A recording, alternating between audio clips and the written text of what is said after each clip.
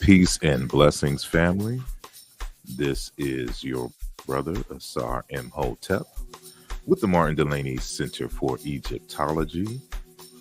And today is Umoja, aka Sunday, August the 13th, 2023. And we are having an open forum to discuss topics centered around my new book titled Race and Identity in Ancient Egypt, Volume 1, towards an etymology of the place named Kemet. So this is your opportunity to ask me any questions about the book, what's included, and we will go forward from there. So I appreciate each and every one of you for joining in the conversation. So make sure that you hit the like button and that you share with colleagues, friends, and even your enemies, because we're going to have a good time today. So sit back, relax for about a minute or so, and then we'll get this joint started. All right, peace.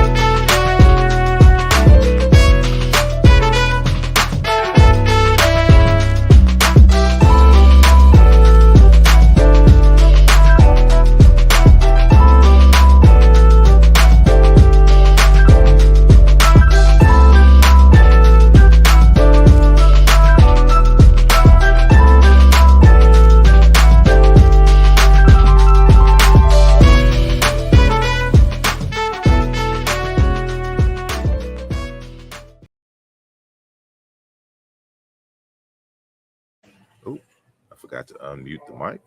So peace and blessings, everyone. Um, Excuse if you hear any kind of noise in the background. I'm sitting here at a cafe, so I figure I do this show before I go do some work later on. So this is kind of halfway between where I need to be and where I'm coming from. So uh, just want to first shout out everyone who has made themselves known in the chat.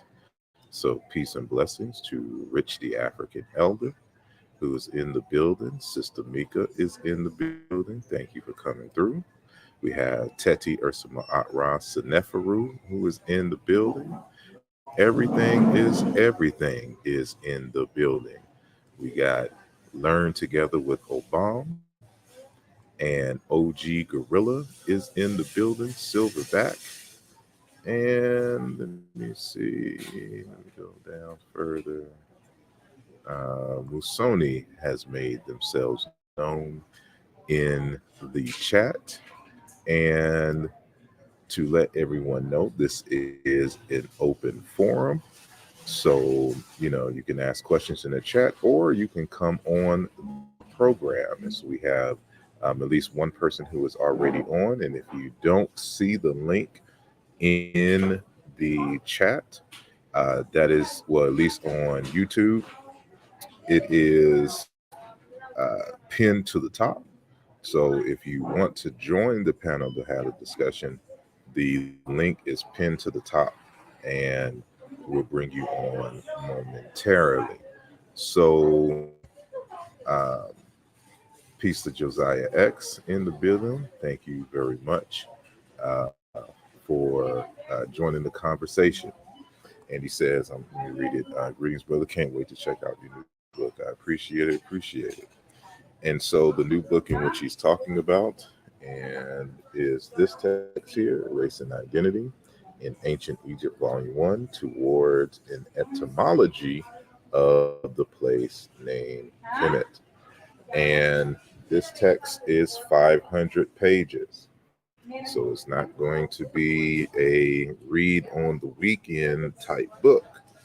But I think you will get some great enjoyment from it. You'll learn some things, even though we have talked about this subject kind of endlessly on this program. There's some things that I haven't discussed publicly because I wanted to put it in the book and have it on record.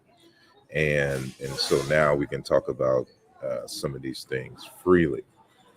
And so before I bring in the person who is in the weight room, so to speak, I'm going to kind of go to the top. I'm going to see uh, what the initial question was. And Rich the Elder says, Baragani family, our epistemological framework must be built solidly. We need to support our brother Asar and all those bringing excellence into the advancements of Africana understanding. I appreciate that commentary indeed. Thank you.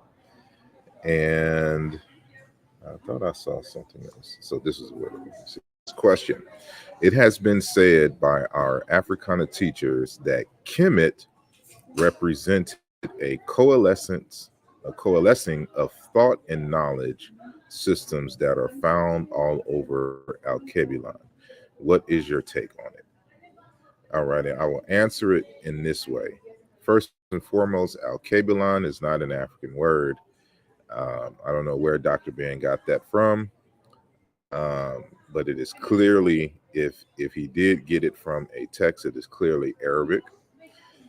But when you say Alkebulan, you're talking about Africa as a whole, and so the way that it is worded, and I've heard that that commentary before, and that is that it's kind of a coalescence, like all the things kind of culminate in Egypt. But I prefer to word it a different way, because when you're dealing with ancient Egypt, It is more so a branch from a mother culture, and Egypt inherited some some thoughts, some ideas, some practices, and the like. And with that inheritance, it was able to uh, innovate and bring about some new things as a result of existing in that particular environment. So it wouldn't be historically accurate to say that kind of everything coalesced in ancient Kemet. There were some aspects of its culture and language that were inherited from the mother culture, and then there were some aspects of their existence that resulted from uh, innovations as a result of the local time and experience from which they found themselves, as well as the introduction of certain things from other places, and that is something that exists in all cultures around the world, and ancient Kemet was no different. So it was a particular um, hub. I as a reference, uh, I say that ancient Kemet was the New York of Africa back in this day. So New York City is kind of like kind of any and everybody lives there. It's a big metropolis. It's a big merchant business city, and so that's what ancient Kemet was to Africa and that region in ancient times.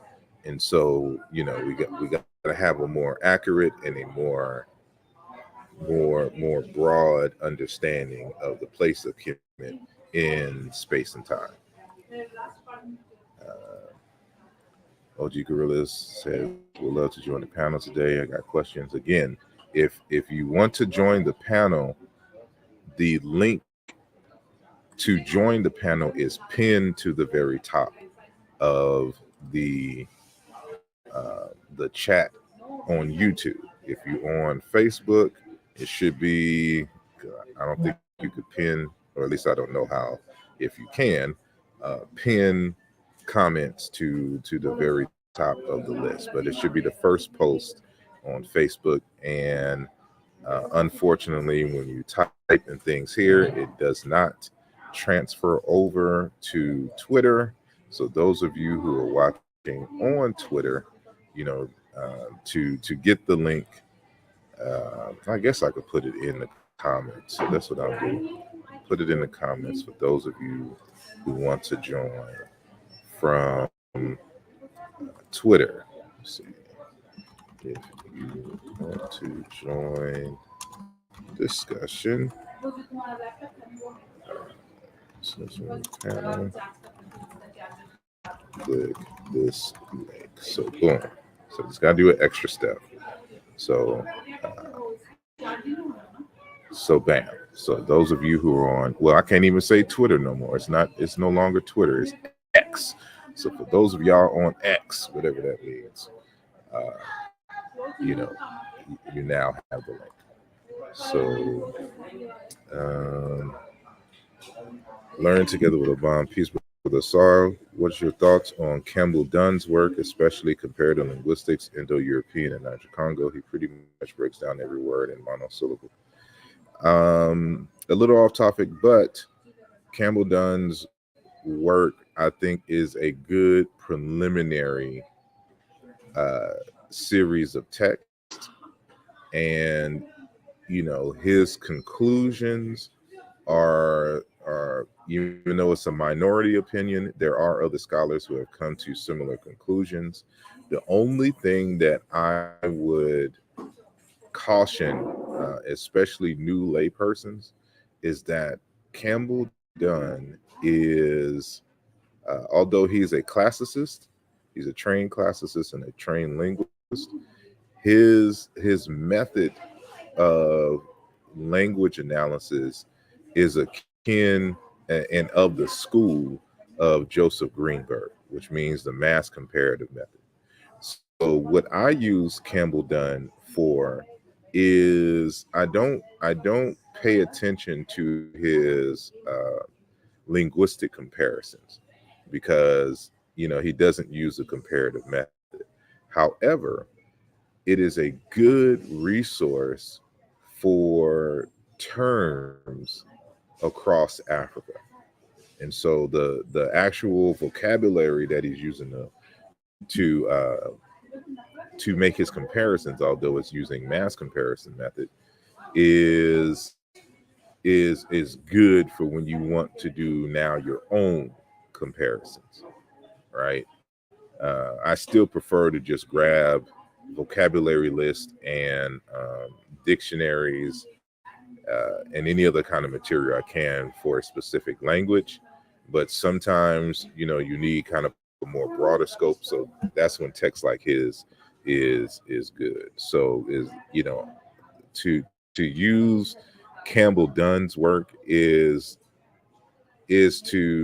equivalent, in my personal opinion, to using E. Wallace Budge's dictionaries and the like. It's not that it is invaluable. It's just that you have to have a certain knowledge set and skill set in order to be able to use his works effectively and to know what are the limitations, so to speak. Let me adjust this camera. Let me put it this way. So boom. All right, I think that's better. And so I hope that answers your question. And before I go any further, I'm going to bring our good brother, Kuhani Wad How you doing, sir? Ifu is in the building. Peace and blessings, good brother. How you doing? I'm doing I have a big question about your book. all righty. Go ahead. So, are you okay? So, are you using the so-called elders like Sheikh and Diab, Chancellor Williams, and like, are you also updating, what they're saying about, Kemet, etc.? It's not so much that I'm using them or that I'm not using them. I prefer, when I do my analyses, to do my own work, so that any conclusion that I come to, I can only fault myself. So whether my conclusion is sound or whether my conclusion is unsound, I can only blame me, for that conclusion. So I don't do the appeal to authority type stuff. So just because someone said it, I don't give a damn. What does the evidence say? What does the primary material say? When we go back to prove a concept, when we apply the proper methodology, what are the results? And does the results contradict what someone says? So, in my analysis, I address Sheikh Job, but the only reason why Sheikh Job is mentioned is because he himself is a primary source for a particular argument. So when you're doing your literature review, you have to give the primary source material for people who are making initial arguments. So because he is the source of a particular argument, for example, that Kemet means black people, then I have to deal and discuss him. If somebody else agrees with him, that's tertiary material, right? That's not primary source material. So I don't get anything from them unless they are, they have done a critical analysis of the work and added to the discussion. What most people do is so and so said this, so then it must be this, and that's what I don't do in the text. And so there's of course sections where I do literature review. So I mention, prominent scholars who have made arguments this way or that way, and then we go from there. But Asa Hilliard, Dr. Ben, any of them, they haven't made any in regards to this question on the research in regards to the etymology of the place name Kemet. They haven't said anything that was different if they agreed with Diop or not. So they just said we agree with Diop, and that's it. So there's plenty of people on the internet I could quote that agree with Diop. That doesn't matter. But Diop, out of the people that you mentioned, is the only one that I deal with because he is the source of a particular argument. So I'm guessing with the literature review that you've written in your book that you just talked about, is that it's written in APA? The what do you mean is written in APA? Like APA, that's where you have like literature reviews at. MLA is like for English, Chicago is for history. So with you bringing up literature reviews, I'm guessing that that's written on APA because that's how you kind of start off the papers and stuff. You do like a literature review. Those are referring to styles of citing source material Oh, more so than anything. So you don't I don't know if you necessarily write in APA style. You cite in APA style. So there's different ways to cite source material. So when I do citations, usually I do primarily in text citations. So what I'll so do and what Chicago. you'll see, what I'll do is that you know 7 times out of 10, like if I'm getting ready to cite someone, I'll name the entire title of the text or the article, and then I'll do the citation, and then I'll have in parentheses the last name of the scholar or scholars that are involved in the citation, comma, the year, semicolon, the page number, and footnotes. So that's how I do my citations. Unless I want to, sometimes I'll just put like it as a footnote, and then I'll give the full citation in the footnote. Hmm. Author, title of the publisher and stuff like that. So every now and then you'll see that type of citation as well. So How do and you feel your detractors are going to feel about the book? they're gonna feel how they always feel. Uh, it's not about, because there's different levels of detractors, right? Um, and matter of fact, there's a, let me see if I can find this citation, because I have it in the book here that I put, but I want it to be visible. It's a citation from Modupe Oduyoye that is a guide for when you're doing any kind of scholastic work. And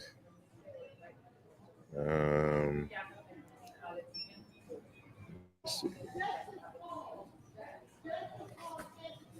because I know I have a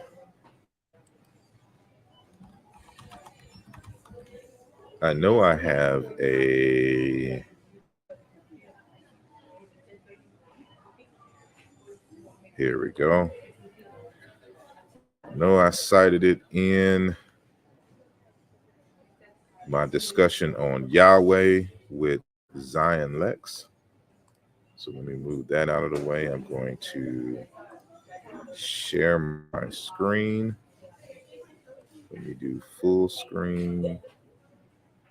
So boom. And let me do this. So let me know if you can see it fully. Oh crap. I can get it. There we go. So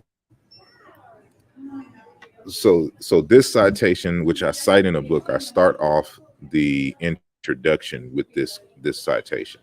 So this is from Dr. Modupe Oduyoye, who is a theologian and a linguist out of Yale University. But he is from Nigeria, and he is a native Yoruba speaker. Um, and he helped to translate the Bible into Yoruba. And so he has an article in this text, African Origins of Major World Religions, edited by Dr. Amin Saba Sakana out of Europe. And he says on the left here, it is possible for me to approach the enterprise of proving that the religion of the Jews has its origin in the religious tradition of Africa by concentrating on that task alone, the task of proof. But proving this point is not the end of the project. And proving a point depends on who is assessing the evidence. And I have that bolded in red. You can never prove any point to the satisfaction of a skeptic. Once, therefore, one is satisfied that one has carried one's investigation to the point of satisfying oneself of the adequacy of the evidence, one must leave skeptics at the point beyond which they are unable to go and proceed with one's larger enterprise. So this is the approach that I take. It really just depends on the quality of the skeptic, because a lot of people who are skeptics regarding this subject aren't versed enough to have a serious opinion about it, right? And they don't know how to assess the evidence, and they just make a lot of circular arguments. And so you can't waste too much time going back and forth with people who will never understand, will never be able to comprehend, anything that you're saying. And so there's, again, it's just levels to this. And I'll give you an example. Let me share my screen again. Right. So hopefully, y'all be able to see the screen. So this is Crumb's, Coptic dictionary, right? Okay. And there are some detractors who take Diop's argument and believes it is so. And so, one of their arguments, excuse me, for those who don't know, Sheikh Anta Diop's argument is that the word Kemet derives from a word Kim that means black. So Kemet being the name of the country, and then there's a word Kim in the language that means black. And so the detractors of my position, in that my position is that Sheikh Anta Diop is wrong on this point here, that Kemet means black people. That's his argument. And so as evidence for this particular argument, they'll go to Crumb's dictionary, and there's an entry on page 110. And I don't know how well you can see it. And so this is the section here, and for those of you who can read Coptic script, where they have the words kame, keme, kam, keme, for black, right? And all the different variations in the Coptic quote unquote stage of the language. And so there's an entry right here that has, this dash, it has SBF, that stands for the different dialects of, the Coptic language, right? And then it'll say black. So this variant here, which is this word kame. So that stands for Sahidic, bulimic, and phonemic, right there, right? And so it says a black person or a thing, but they never investigate what it's referring to, because they give you the source material here. So it says can't 1 for S. So it's saying Sahidic, and then it's giving you the source here, can't. So what they'll say is that, see, the word Kim can reference black person, and then therefore black people. So notice it doesn't say black people. It doesn't say in the collective. It just says a black person. But that's being too nitpicky. But let's just run with it. So black person. So it says can't. So this isn't a word like you can't see me, or no, you can't go to the store. This is an actual last name. It's a source. So you have to go all the way to the beginning of the text, past the preface, and you're going to see a list of abbreviations. So can't is an abbreviation. So I don't know if you can see. Um, well, this PDF version was created from some picture scans. So the bigger you make it, it gets more pixelated. But the word can't right here equals song of songs. Do you know what the song of songs are? The love letters that King Solomon wrote to Sheba. Right. So this is the songs of songs is another variation of saying uh, the songs of Solomon. So right, if we go here, I typed this out already. So Song of Songs, and then we could just go to the good old Wikipedia article. The Song of Songs, also called the, I don't know if this is canticle or santicle of canticles, or the Song of Solomon. So this is what it is. So remember, during the Coptic period, and the only reason why Coptic spread across the the entirety of Egypt is because of the adoption of Christianity and in the written form of the text.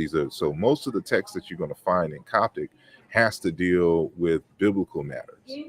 And so when you go to, for example, the Song of Solomon 1 and 6, and for all of you who are Hebrew Israelites or former Hebrew Israelites, we cite this all the time, right? This is where, this is one of the quote unquote color scriptures that, those in the Hebrew Israelite camps will try to recruit folks with and say that King Solomon was black.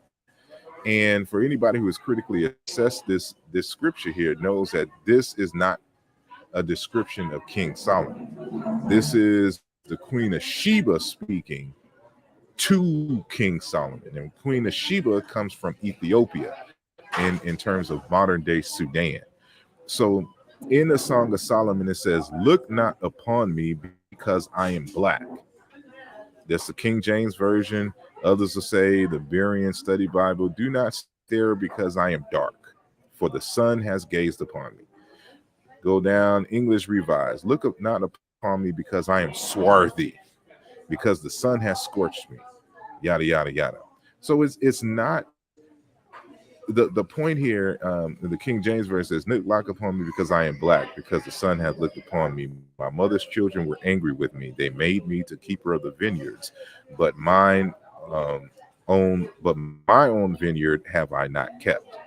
And so what is being said in this instance is that uh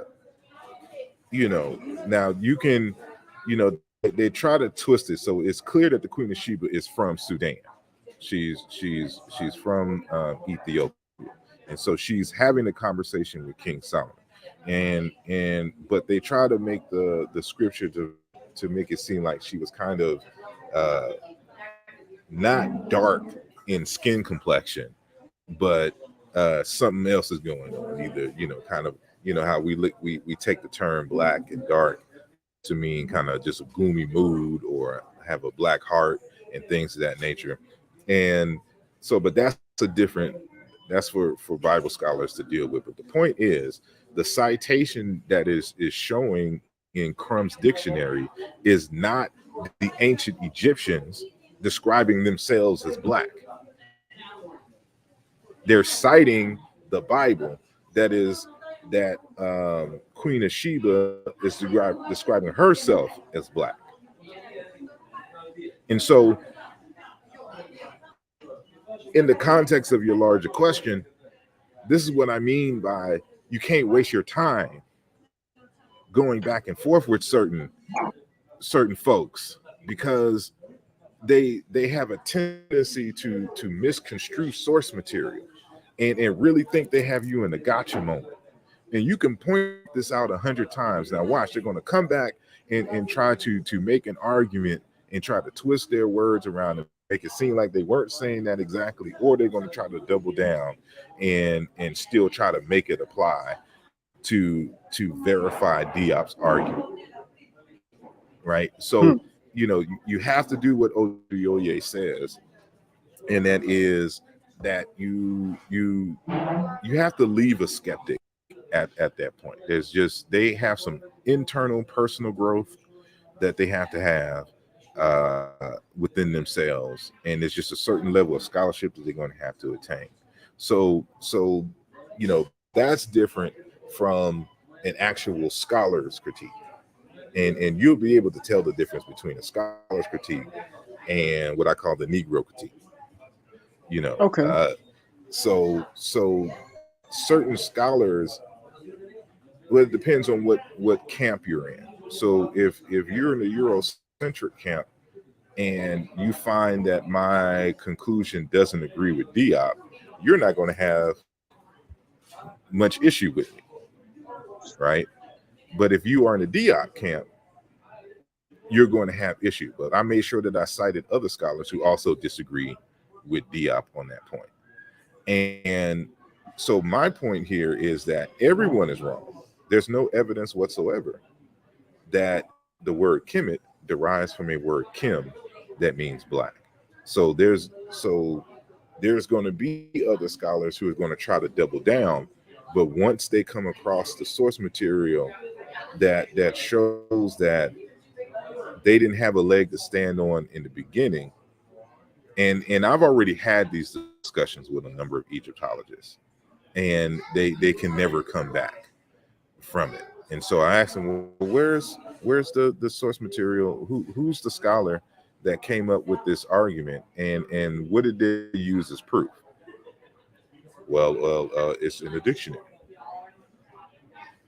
But that was my question. I said, who was the scholar?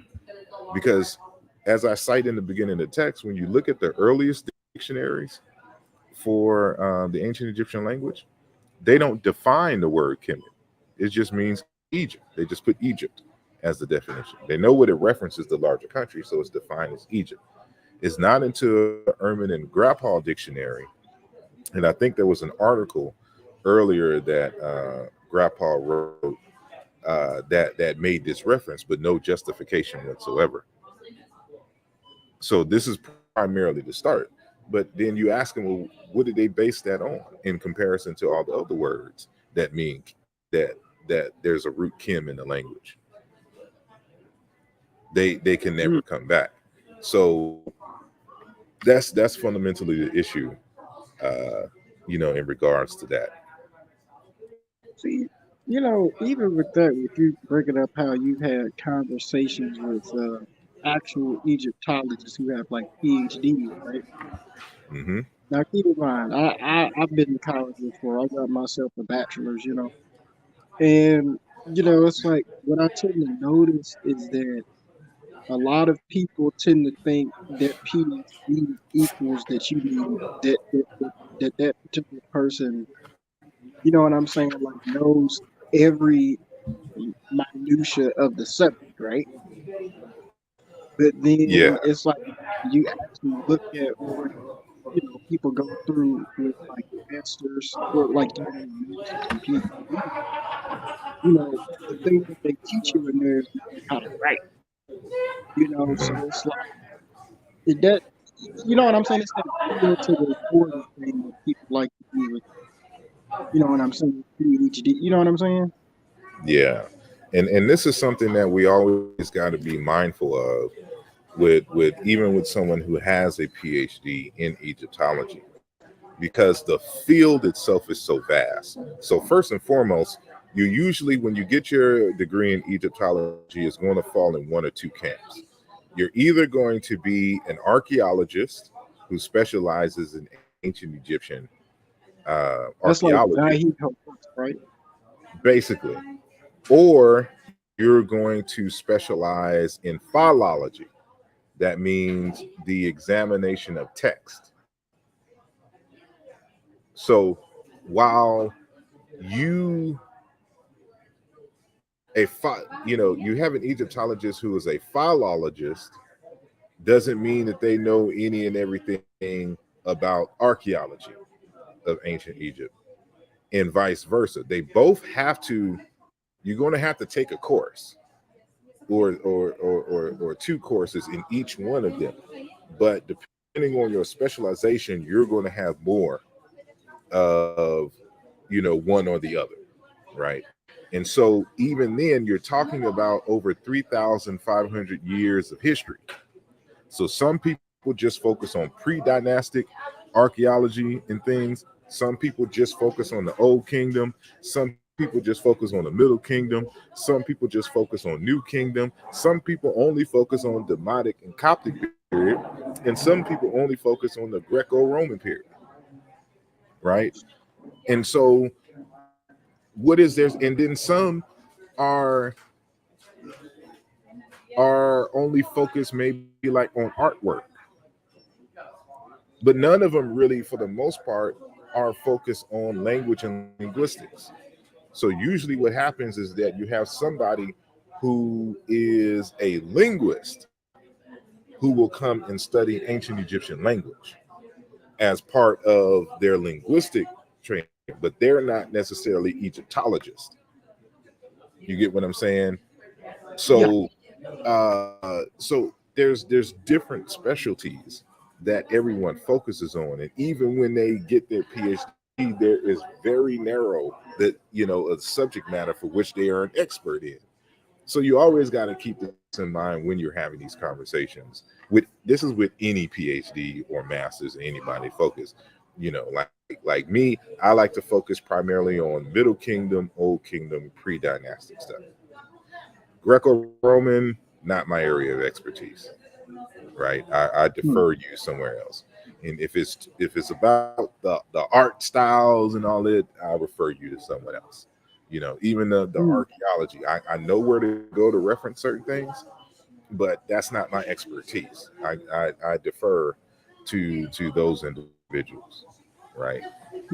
But so that's what you have to keep in mind. But again, it's not just Egyptology; it's any subject whatsoever. People specialize, especially if you get a PhD. You specialize in something very narrow. Whatever your PhD dissertation was on, that is what you're an expert in. Nothing else. You have general knowledge of the field, but you are an expert in whatever your PhD dissertation was. Outside of that, you are an autodidact. And Yeah. that's what you're supposed to.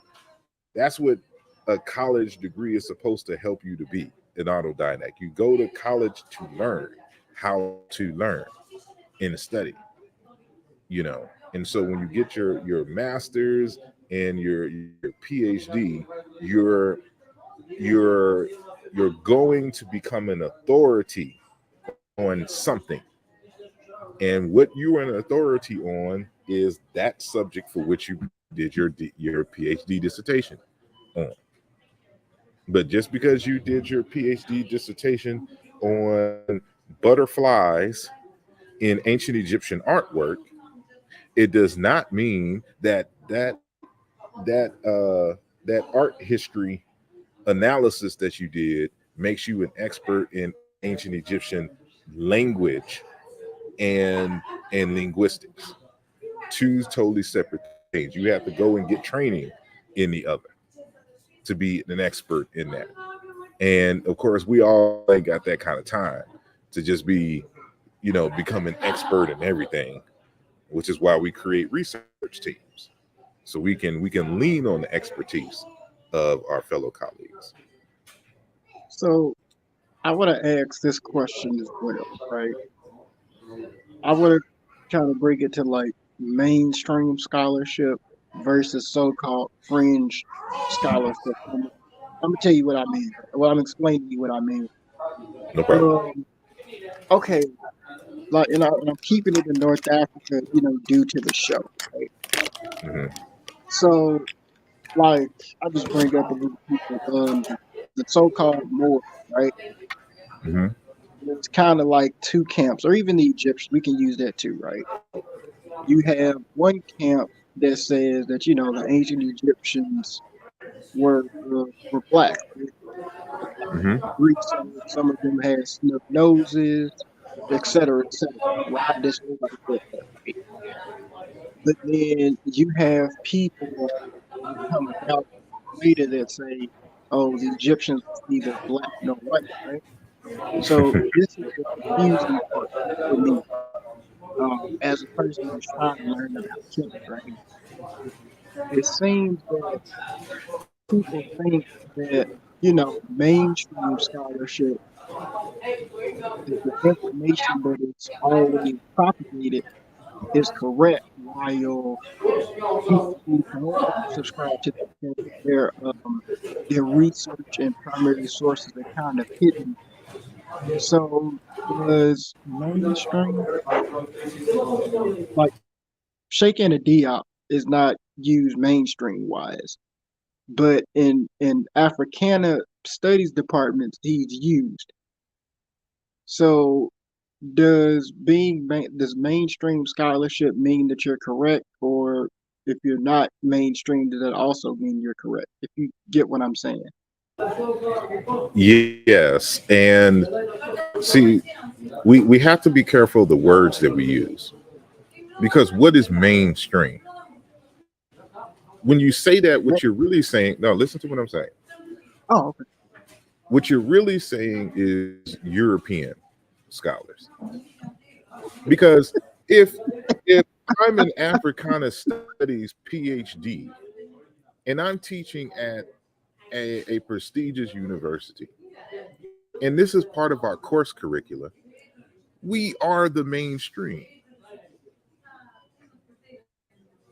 So when you think of you have to question for a moment, when you think of mainstream you only think of European, like the scholar who I just cited, Modupe Oduyoye, right? He's a linguist out of Yale University. Because he has an opinion about something, let's just use an example. Let's just say he has an opinion about something that there's a group of European scholars who don't agree. Does that make him fringe? Is he not the mainstream? How does a PhD from Yale, not be a mainstream scholar? When you think about a Malefe Asante, an Oscar Pafuma, a Dr. Abou Bukri Musalam, Dr. Mubai Binge Balolo, who got all this training in all these prestigious universities everywhere, and just somehow, because they come to a conclusion that some other prominent European scholar did not come to, they are now fringe.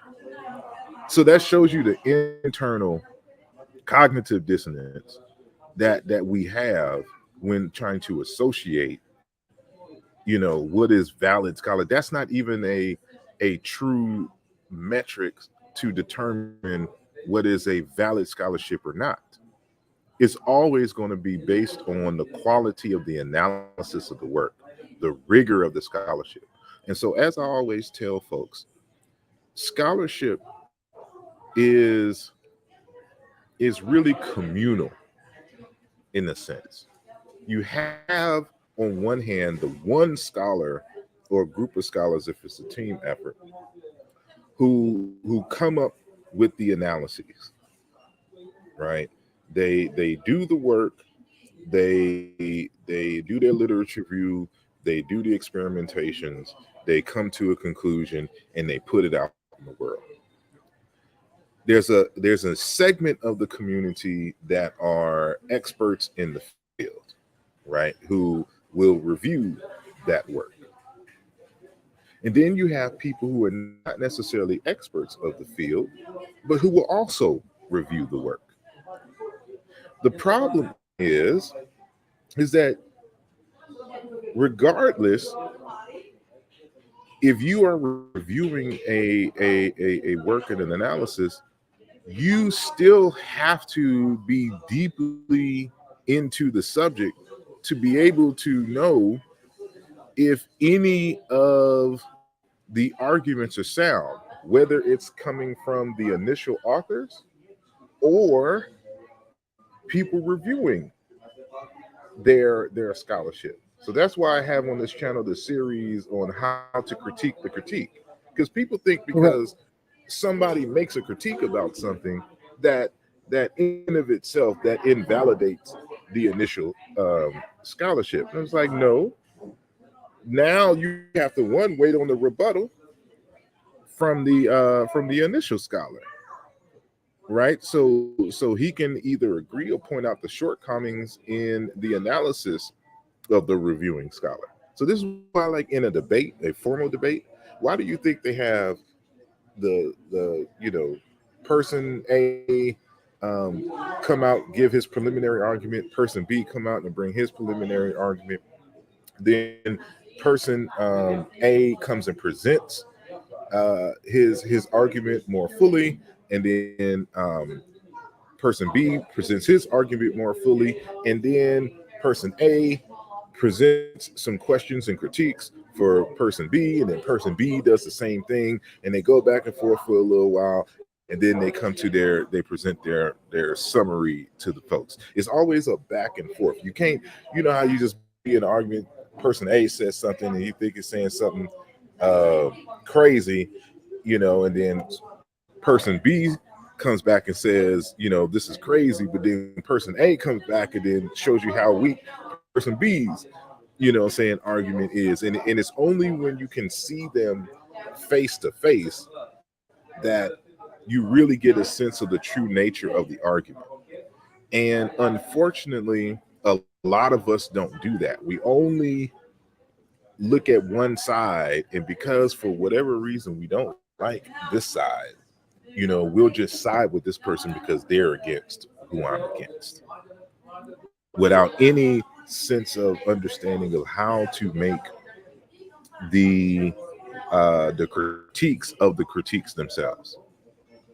And Mm. that's one of the things that we got to be careful of. But before we move on, I want to go to this question here, because I want to start going down the timeline. And so Josiah X asks, do you know or have any idea where the word Afro-Ika comes from? If you're talking about the name Africa of the continent, that is an ongoing discussion. But if you're specifically talking about Afro-Ika, I have no idea. And I don't know who uses that and in what context that term is used.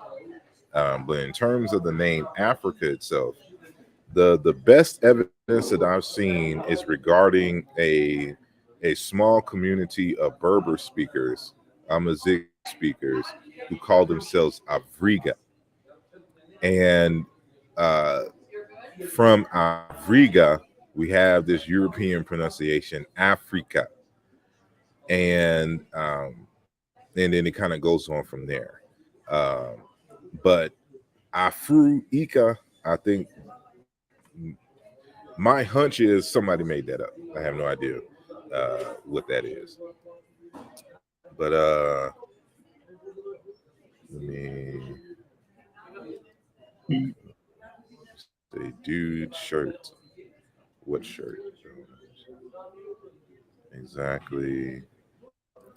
Peace and blessings to brother Sean P in the building. Uh, let me see. In terms of culture, who had a greater impact on our African spirituality, Congo or Kemet? Many say Congo culture was the source of Kemet's spiritual. Um, we have There's to be evidence. careful. I'm sorry. There's evidence of the ancient Egyptians interacting with the pygmy people. Like, Yeah, but we have to be careful about speaking beyond what the evidence will allow us to say. And so, as I stated, I'm not sure if this person here, Kekuya Dari, if I'm saying that correctly, was here at the beginning of the program, but I mentioned that there's certain aspects of ancient Egyptian culture and language that were inherited from the mother culture. Now, in the particular school of thought that one could say I belong to, the evidence for me points to a Great Lakes region origin for this mother community.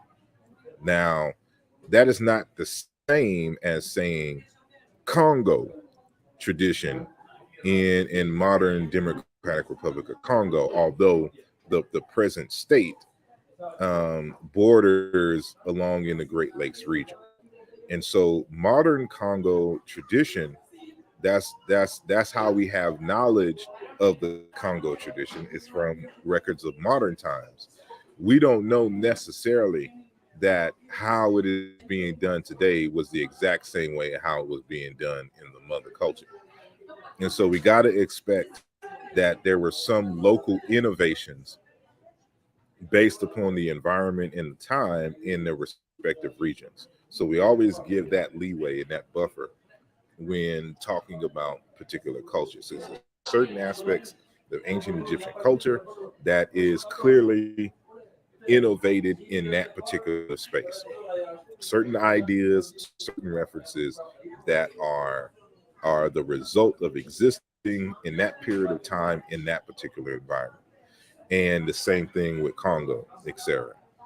But ultimately, Congo and ancient Egyptian tradition is our brother and sister. They come from the same mother, right? And in many respects, you can also say that they were, Medjay, as we say in the Yoruba tradition. They were twins, right? But it innovated. There's certain aspects of its language and culture and practices that were innovated in these respective regions. Now, in the text, I argue that when you're saying the word Kemet, you're also saying the word Congo, and I provide the proof for that throughout the text, but especially in chapter 3, uh, when I'm dealing with all the variations of the word. So, like when you say Kemet, that is just one variation of the word. You can say Kanda, like in Wakanda. You can say Buganda or Uganda. You can also say Congo or Conga or Kongu, like in Sierra Leone. To say the word for farm, you would say Congo or Kongu, right? And so there's just, and then there's other forms like in the collagen language, just say Koor, Koor, right? This is cognate with the term Congo. And it may not sound it at first sight, but this is why we just don't rely on sound alikes. And there's an analysis, there's a procedure that we go through and to demonstrate these things. So on that level, the word Kemet and the word Congo are the same.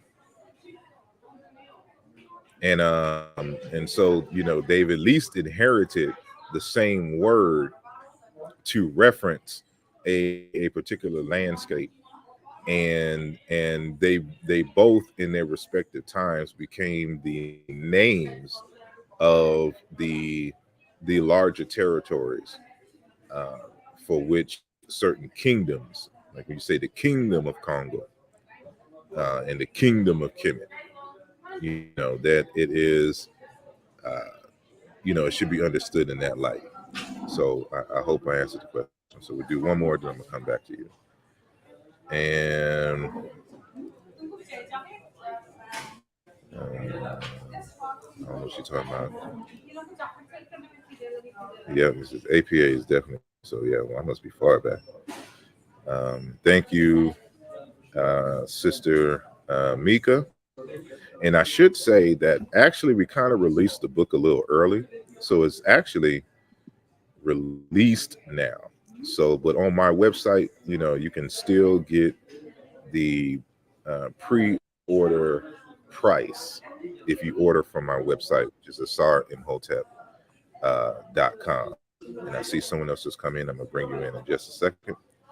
And so those who have pre-ordered, some of you have gotten your books already, and which is strange because I ordered mine first and I haven't got. But we ain't gonna harp on the printer just yet. But others of you, I have either text directly if I have your number, or emailed you, or hit you in your inbox to let you know the date in which it is scheduled to arrive at your door. But there's been a few who this weekend the text has been delivered, and so I'm waiting on my copies to come in. And so it's coming in different ways. So they're printed up some and send them off, and they're going to do another way. So some that pre-ordered, you probably won't even get yours to the very end of the month. But it's released. So even if you go on Amazon.com right now, you can order the book, but it'll be full price on Amazon. So thank you, Sister Mika, for sharing the link to the book. And I want to bring in Trade Day 90. What up? What up? What up, Pasar? What up, man? What's going on? What's good? Old friend, man. Just peeping the show. Just peeping the show. Already. Man, I had a debate with that Ashton from Egypt Search the other day, or Bayoku. All Um, right. and the guy who you debated one time, he was kind of a troll. He came on kind of trolling about the Bantu theory and stuff, like sometime last year. And they tried to double team me on Twitter Space yesterday, man. It's X space now. You can't say Twitter. X Space. But one of the things that the guy named Bodie really kept trying to gaslight on was the relationship between Bantu and Mande. Bantu and what? Say it again, please. The Mande languages. The Mando language. Mande. Oh, Mende. My bad. Yeah, my bad. I apologize. It's kind of noisy in the background, so Got you. where I'm at right here. But other brother, you didn't have to leave, but oh well. He'll probably be back on if he can. But I'm sorry. Continue. Yeah, I was just trying to get clarity because Niger Congo, as you pointed out in a presentation not too long ago, it's never been reconstructed. So in that recognition, you brought up a good point that it was initially based on the classification itself was largely based on anthropological classifications more so than linguistic classifications. And with that, we were trying to kind of decipher, the relationship between Mande and the other languages within that, so-called phylum, the Niger-Congo phylum. And I just wanted to get clarity on, is Bantu and Mende actually, closely related, or, should they be considered altogether separate families? Or Yeah. Well, Bantu, and this really just depends on who you talk to. So the popular opinion is that Bantu is a language family itself. There's a minority opinion that Bantu is not a language family. So you always have to bring that up in discussions. And so some very prominent individuals who will argue that Bantu is not a language family. And then there are, and I see that you have just come in, Ikan. I'm gonna bring you in just a second. And then there's those who classify like they do it like this. They'll say Niger Congo A, and then Niger Congo B. And so Niger Congo B will be all the languages that you would kindly refer to as Bantu languages. And then Niger Congo as in everybody else, right?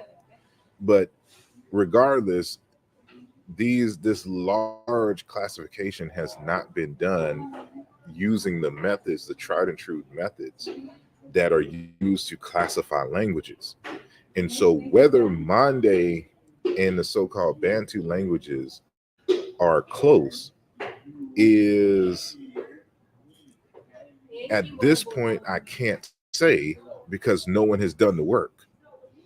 Got it. I know there was some preliminary stuff done by Bowley, but to truly say, because remember, Bantu languages is a large block of languages, and although Mande is a small family unto itself, um, that's not kind of how you do it. You need to pick a particular Mande or set. Let's just say, for example, let's take 3 Mande languages or dialects, right? And then you compare it to Kikongo, Chiluba, and isiZulu, right? Then you're comparing the languages side by side without any kind of presumption that they are related. And then you do your analysis and you let the evidence speak for itself. So that's what for somebody for who that is a research question for, that is what they're going to have to do to make the argument or not. And this is something that for some reason Afrikaners seem to be really lazy on. And they just, they don't want to do that work. And it's up to the African scholars to really get down and do that kind of work. Yeah, I believe that's what you said. The Greenberg had actually stated regarding the Congo that it had to be validated by Africans who actually speak the language, right? Mm-hmm. Yeah. So I got you.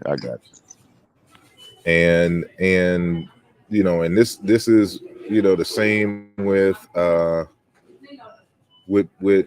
so-called Afro-Asiatic languages. Like, people think that I'd be talking out of my behind until I start citing stuff. The problem is that a lot of lay persons who want to get into this debate don't know how linguistics is done. So because they don't know how linguistics is done, all they can do is cite certain people, but they can't evaluate their arguments. And this is the problem with this medium called YouTube, right? It's because anybody, because if I'm just using you as an example. So if brother Trey 90 has a position B and I have a position A, right? And I don't even like your accent. So because I don't like your accent, I don't like your position B also, because your accent and your position B are connected in my mind, right? So what I'm going to do is I'm just going to start. I'm going to become the magnificent Google scholar that I am, and I'm just going to just type in some stuff. And if I find some source material that appears to disagree with you or or in opposition to what you say, I'm going to come back to you and I'm going to use that information and say that you're wrong because so and so here said it and he has a PhD in accounting, right? Just whatever. And we're talking about biology, right? Like it's like this is the world of YouTube scholarship today, and it's sad, but Yeah, that's hold on. I'm sorry. Go ahead. I said, I mean, that's literally all, we kind of deal with, because I have a podcast. It's kind of dealing with the African origins of Kemet, just a lot of Afrocentric topics. It's called the Morocco Horse Podcast. And, we debate a lot of people who do the crap that you describe, they, and I believe the actual term is appeal to authority. Appeal Yes. to authority. They don't really understand the argument. They can't critique it themselves, but they say, oh, well, this is such and such. He's with Cambridge, so he must be correct. You're not really assessing that argument. You're just saying that because he's who he is, that he's correct, or it supersedes what I'm saying. And the debates are full of that. So, that's why And, your information is crucial, because you help the layperson understand the nuances, the tidbits of, what actually makes an argument viable. indeed. I'm gonna respond to you real quick. Then I'm gonna bring in our our second panelist, and then I'm gonna address Robert Hickey the third's question. Cool, So cool, cool. so what you just said, see what people, the lay person, doesn't understand is that when you purchase a general book on something, usually, and it say like it's an introductory book on a particular subject, it is a general conversation about the subject in the field, right? And but what a lot of us don't understand is that when you start getting into these PhD dissertations and you start getting into these journal articles, and then you start to see that what they argue in the basic introductory books is not the accurate uh, assessment of the field. They have to present what appears to be a consensus so that they can have textbooks to teach, in the undergrad, and depending upon if it's suitable for high school levels. But once you get to a particular level of research, then you come to find out that this wasn't so solid, and that, oh, so really, this idea belongs to this school of thought, but then there's another school of thought over here with people who are equally qualified, have the same degrees and whatnot, but they're just another school of thought over here.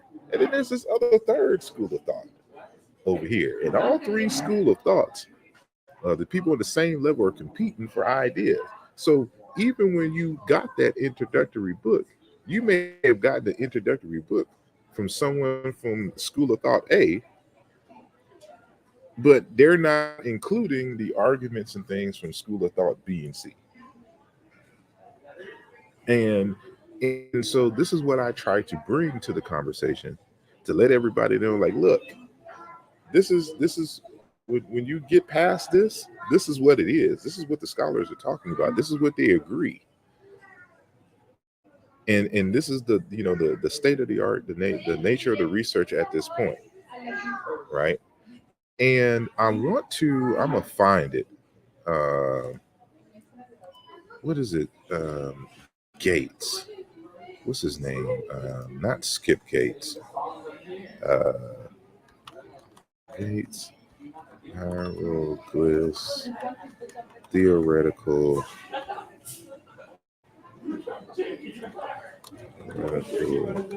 physics.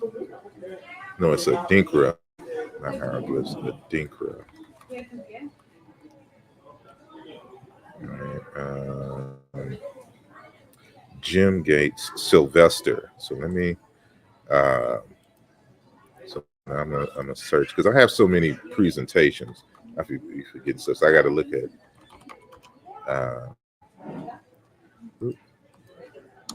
Sylvester So let me see if I can find this quotation, because I think this helps, and I've cited it in many different uh,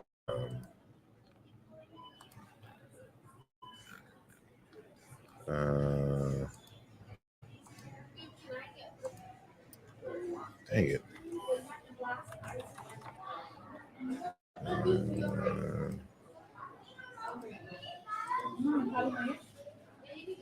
Here we go.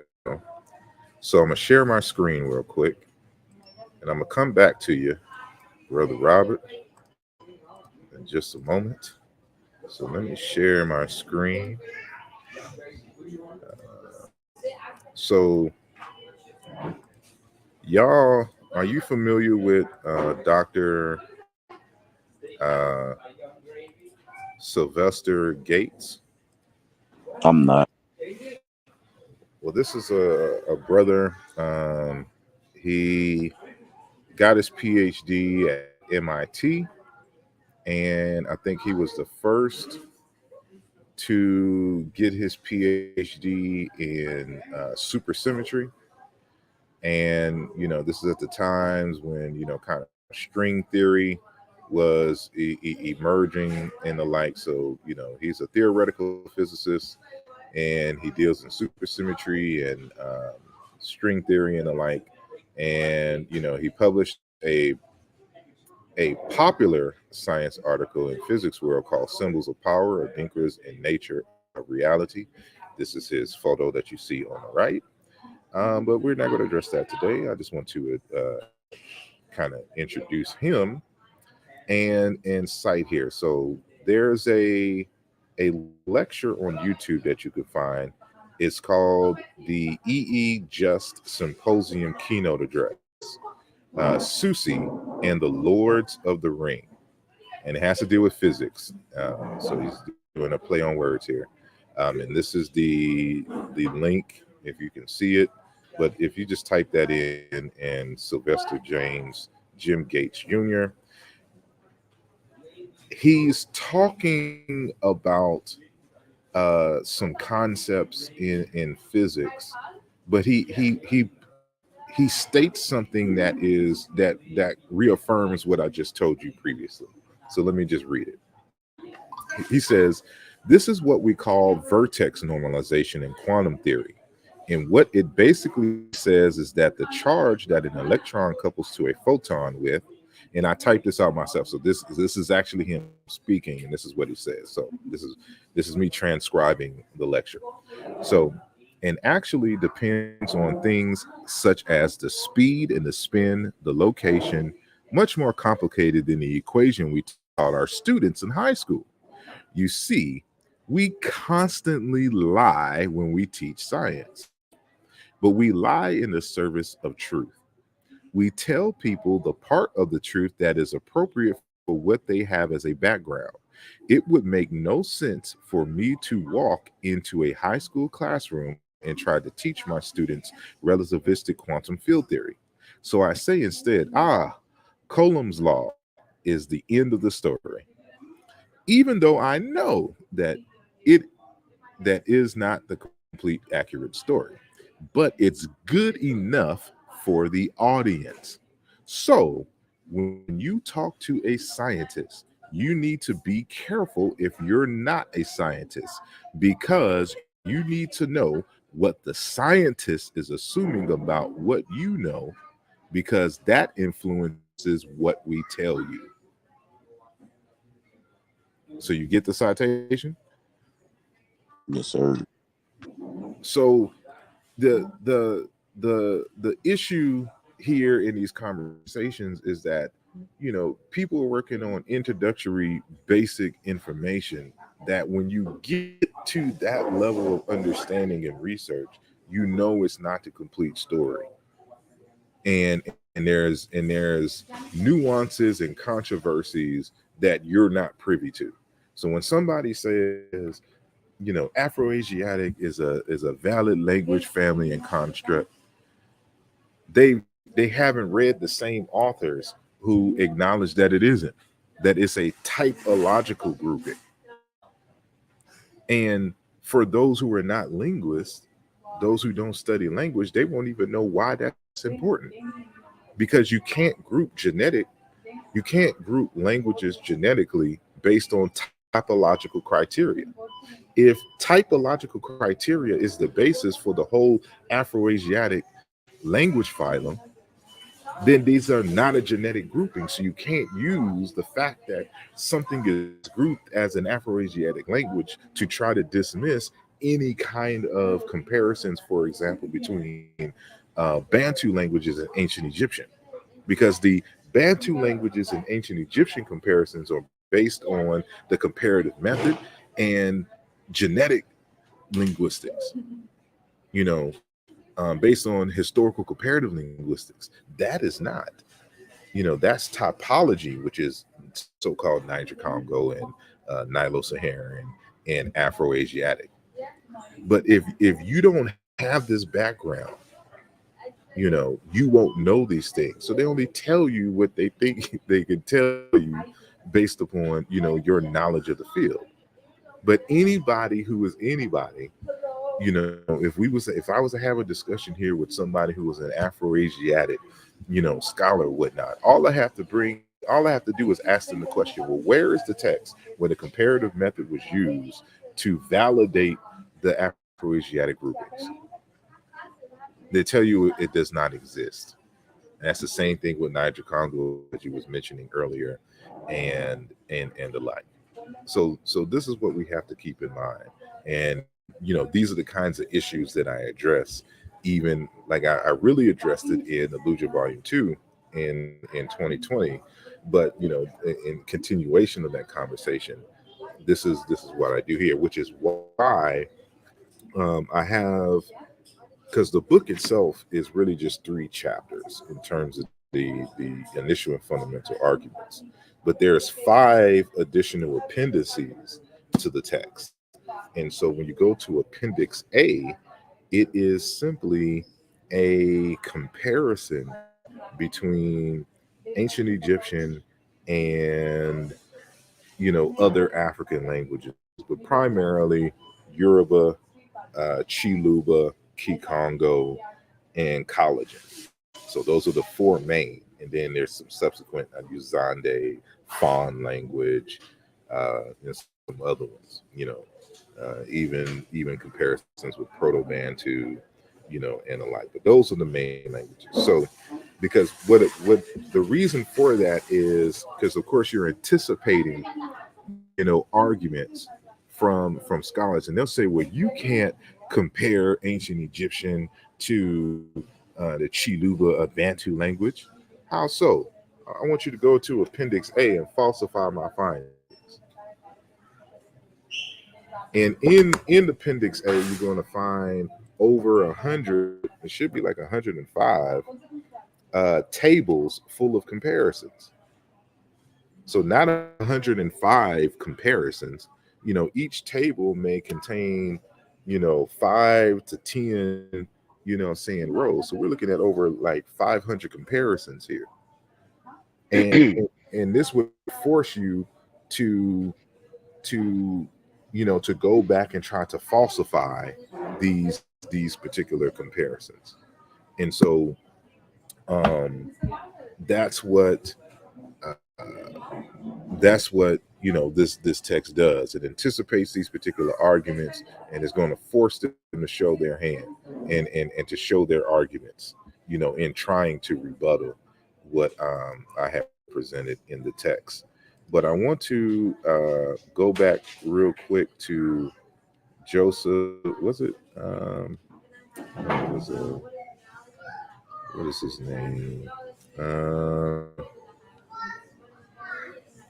wasn't Robert, but someone asked about. Here we go. Yes, Robert Hickey asked about Dr. Foucault's work. No, I will not. I can't give you, or I can't give anyone a copy of Foucault's works, and this is for legal reasons. So the work was shared with me from my own personal research. I can cite the text, but I can't share the text, and that's the agreement that me and the holder, the owner of the text.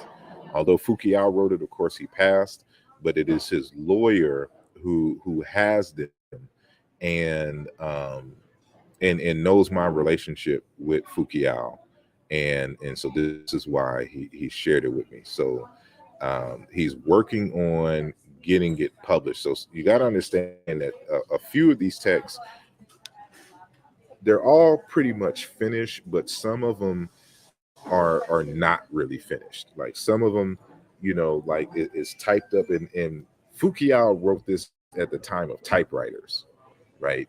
So the text has to be retyped, but there's aspects of the conversation where Fukiao has handwritten uh, what he wanted to say in those things. So that has to be, put in. But the current text, they can't be shared. And again, that's just me honoring, you know, uh, my word, with the owner of the text. So I try to give, y'all a hint of what's in the text by including some of it in my public discourse. But as far as sharing the complete text, I can't do that. But welcome, Econ Fire. Thank you for patiently waiting. Welcome to the Mbongi. Hey, thank you. Thanks for patient. Thank you, Imhotep. Yes. Um, Uh, well, Go ahead. I might be a bit off point, but it's complimentary. You feel me? So I want to say, um, there is a conspiracy or against the Kemetic community, especially. I mean, there is a conspiracy against Black people, but I'm talking about the Kemetic community. I see them as the most educated in the Black world, um, um, and and I see them lacking in terms of um, they the Kemetic community has they have a cocoon in America and not really expanding as I would me personally would want to see them. Um, like you are the Kemetic community is the scholars of the Black world practically in majority in terms of the conscious world, and we would say for instance um, we need Black dominated organizations. The Kemetic community is the ones who is educated enough to have these what you call the nook and cranny of what organization is. They are the ones who can really organize on a multi level, on a macro level. You feel me? So what I'm trying to say is um, there is a conspiracy to degrade the Kemetic community inside the Black world, because you have the scumbag who benefit of being scumbag, who who are who is like scumbagism is normalized such where they can actually make the Kemetic community or the conscious community seem stupid to be and try to make it irrelevant so they can keep up scumbagism.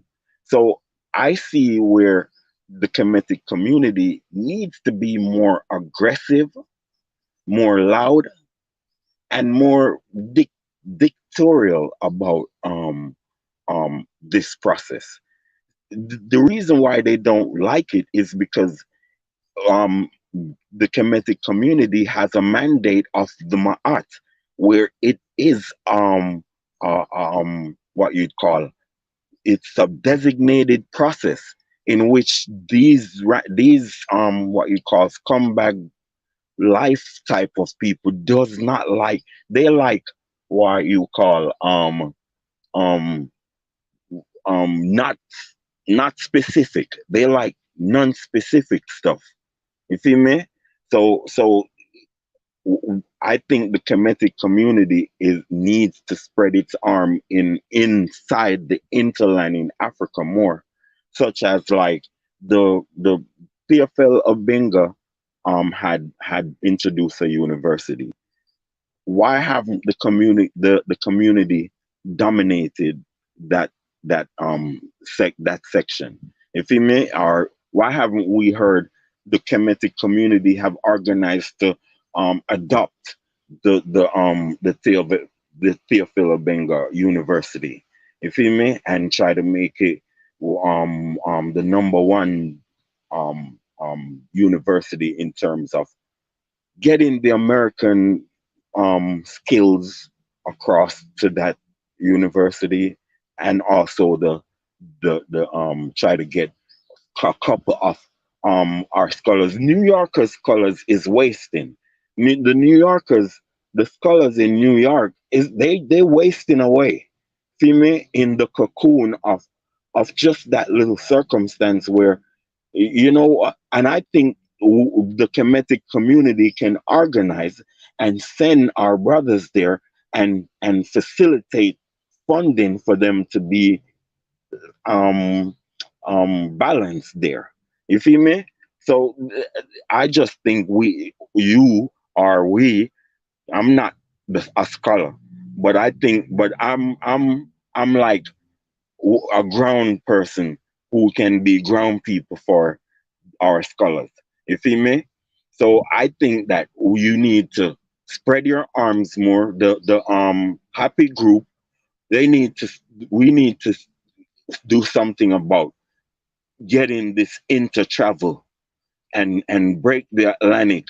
You feel me? We need to get this inter travel, especially for the scholars. We need them in Africa to formulate organizations that will make our people um will give love, will teach our people to have more love and respect for their blackness and Africa and in general. Thank you. Indeed, I appreciate your question, and uh, it is multi-layered and multifaceted.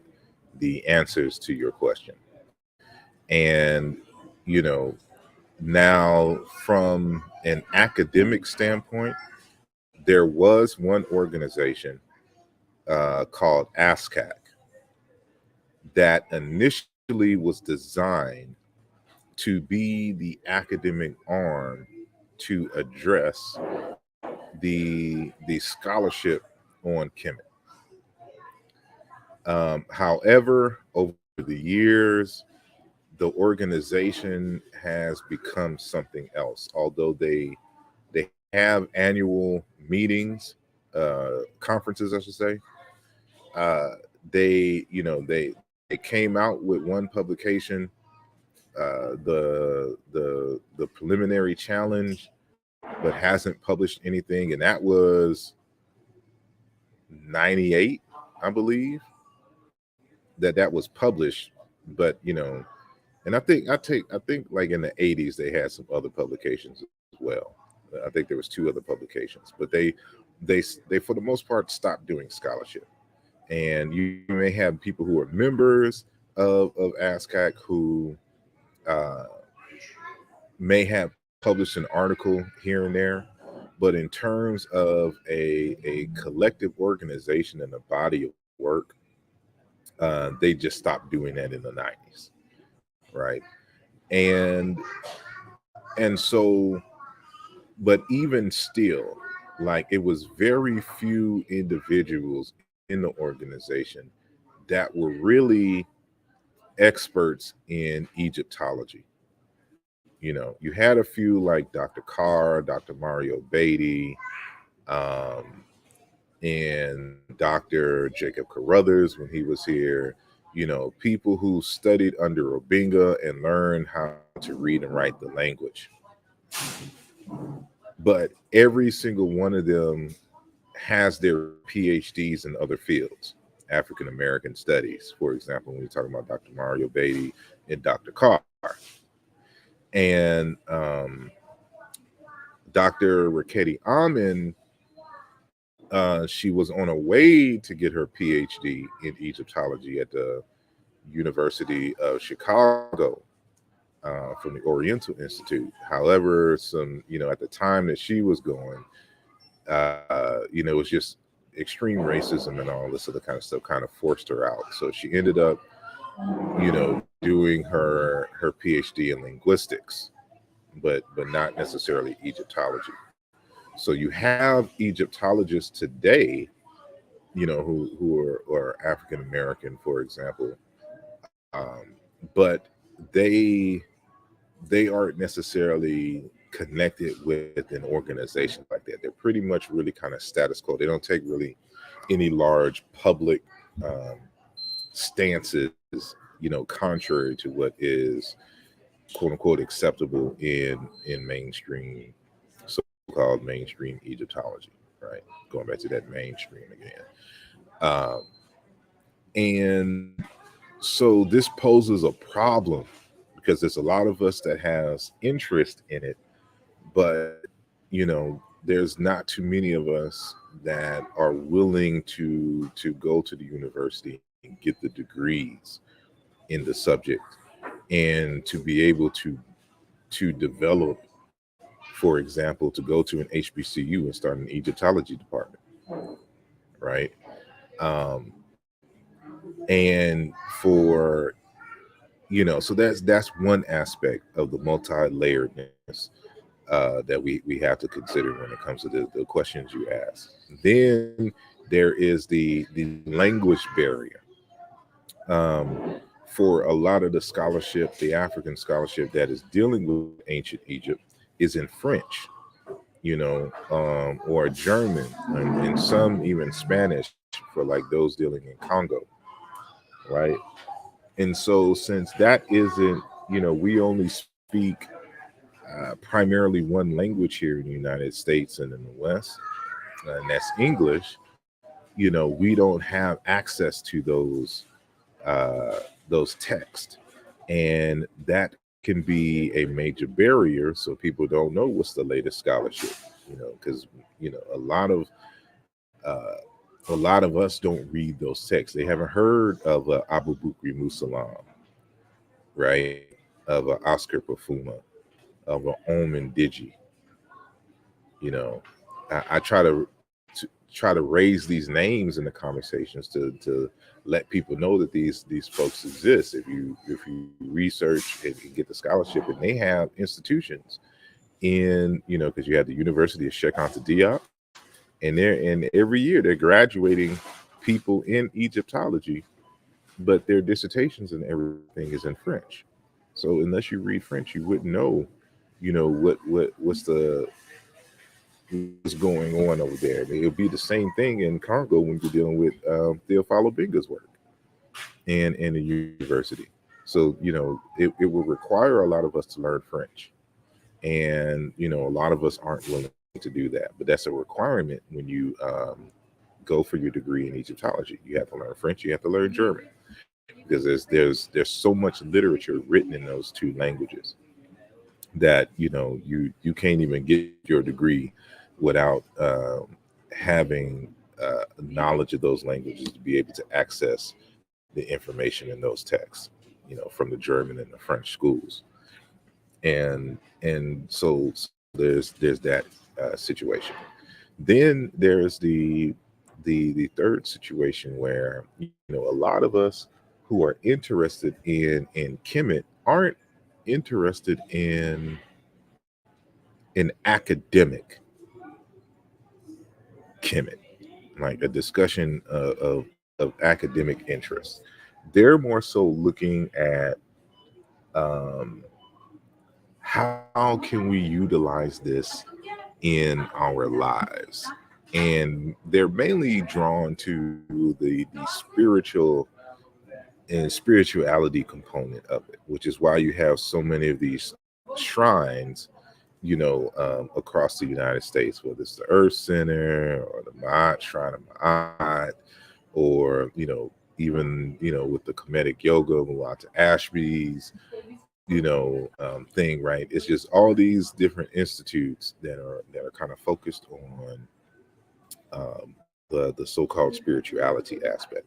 And so unfortunately, they are kind of built off of conversations in English about ancient Egypt and kind of popular text. They're not built off of the real deep academic text to really try to get into the heart of what is, ancient Kemet, ancient Egypt, and the like.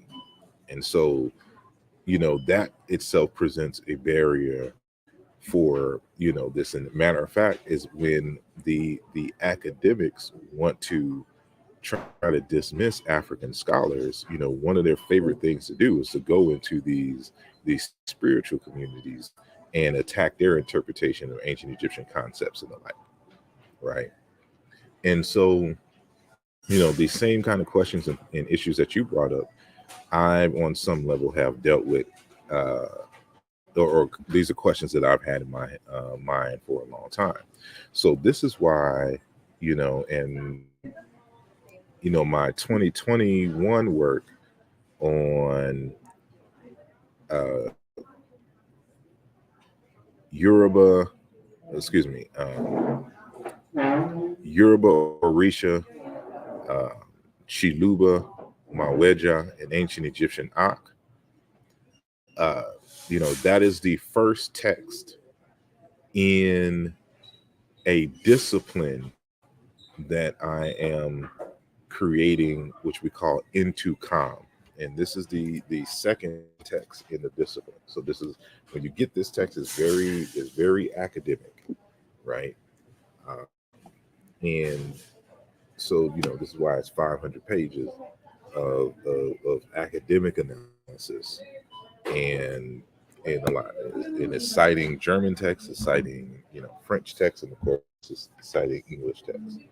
And we have to create a discipline where it's a requirement that they have to examine and critique and utilize these African scholars, because in the French school, the German school, and the American school, they'll try to summarily dismiss African scholars unless it is something that they've said before, right? Not understanding that the African people have the culture, they live with the culture, and so they have an advantage over, basically Europeans when they're trying to interpret ancient Egyptian phenomena, because they don't have the language, which the Africans do, and so this is something that we address in the formulation of this discipline called Into Calm. And it is an African centered, not Egyptology, but it is, the orientation of Egyptology tends to try to link everything with the Middle East, right? That's why Egyptology in most departments is part of Near Eastern studies. And so with Into Calm, the orientation is the entirety of the Nile River. So it's Nile River studies, which we're dealing with in terms of Into Calm. So include ancient Egypt, include modern Egypt, include Uganda, include Somalia, include Congo, Sudan, Chad, Kenya, like all the way down here, even to South Africa. So you're dealing with history and its evolution and developments from the beginning of mankind, saying to the present day along here, and the peripheral studies that are going to be a natural occurrence. So this academic aspect or this academic side is coming. It's going to be, it's going to take a while for it to manifest itself in a large part. And then, but with being an African centered scholar, we don't do scholarship for scholarship's sake. It always has to benefit the people. And so,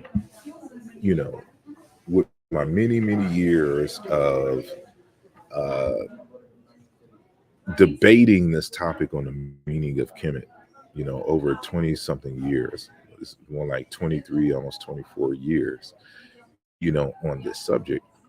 Um, it has, I've learned so much just about the topic itself, but it has inspired some modern applications of it. And so some future videos, matter of fact, I'll probably do one next week, introducing this phenomenon which I call chikam. And chikam is a an Afrocentric agricultural philosophy, paradigm, and praxis. And the idea is that we're using the the art of farming to apply in many different domains for modern African people, starting with the underlying philosophy. What can we learn, or what kind of questions in terms of truth and all that can we ask regarding not only African people, their lives and whatnot in relationship to the concept of farming. And then when you do that, you settle on some things which we call, of course, your paradigm, your worldview, your framework. And then, of course, there's the praxis, the actual practice, the utilization of these things. And so, as you'll read in the text, I argue that the word Kemet can also mean, based on uh, compared languages and studies that you'll see in chapter 3, that there's a variant of the form across Africa where, and we'll just say Kemet for right now, where the word Kemet means marketplace.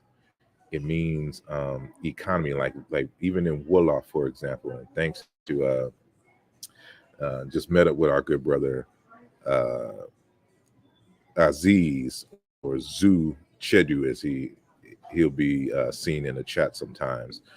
In Wolof, they have the word kom, Kom. It's reduplicated, meaning economy.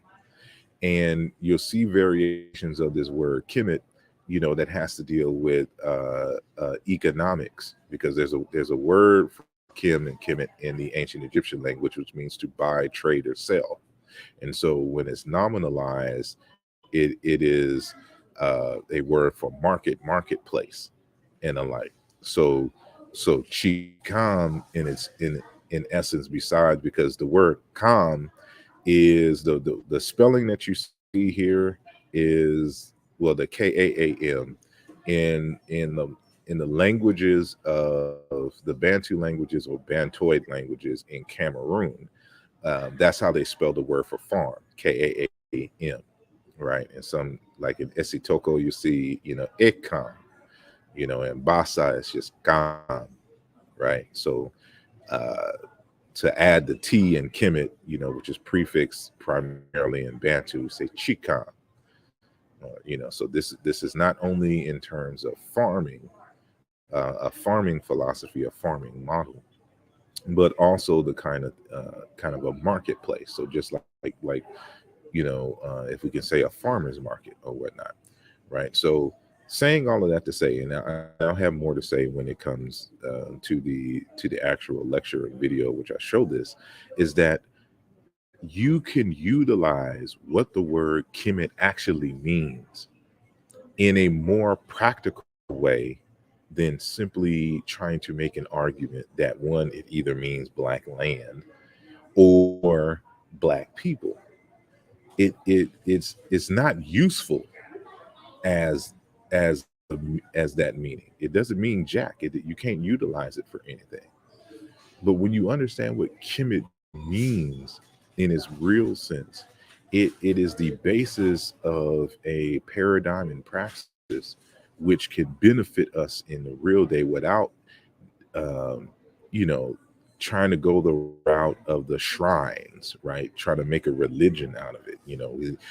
To be involved with Chikam, you don't, we're not doing any rituals to Osiris. We're not doing anything about nothing about Isis. We're not worried about Seth. We're not building no temples, and we're not making no sacrifices or nothing like that. We'll get to the heart of what these concepts mean in terms of their principles, and then we will apply this in modern, I should say, agriculture, urban aquaponics, and the like. It's a very expansive thing that those who want to be involved in the Kemetic quote unquote tradition, this is a way that they can get involved and do such a thing. So, I know that was a roundabout way of answering your question, but as I said in the beginning, it's kind of very loaded and nuanced. That uh, it requires a lot, and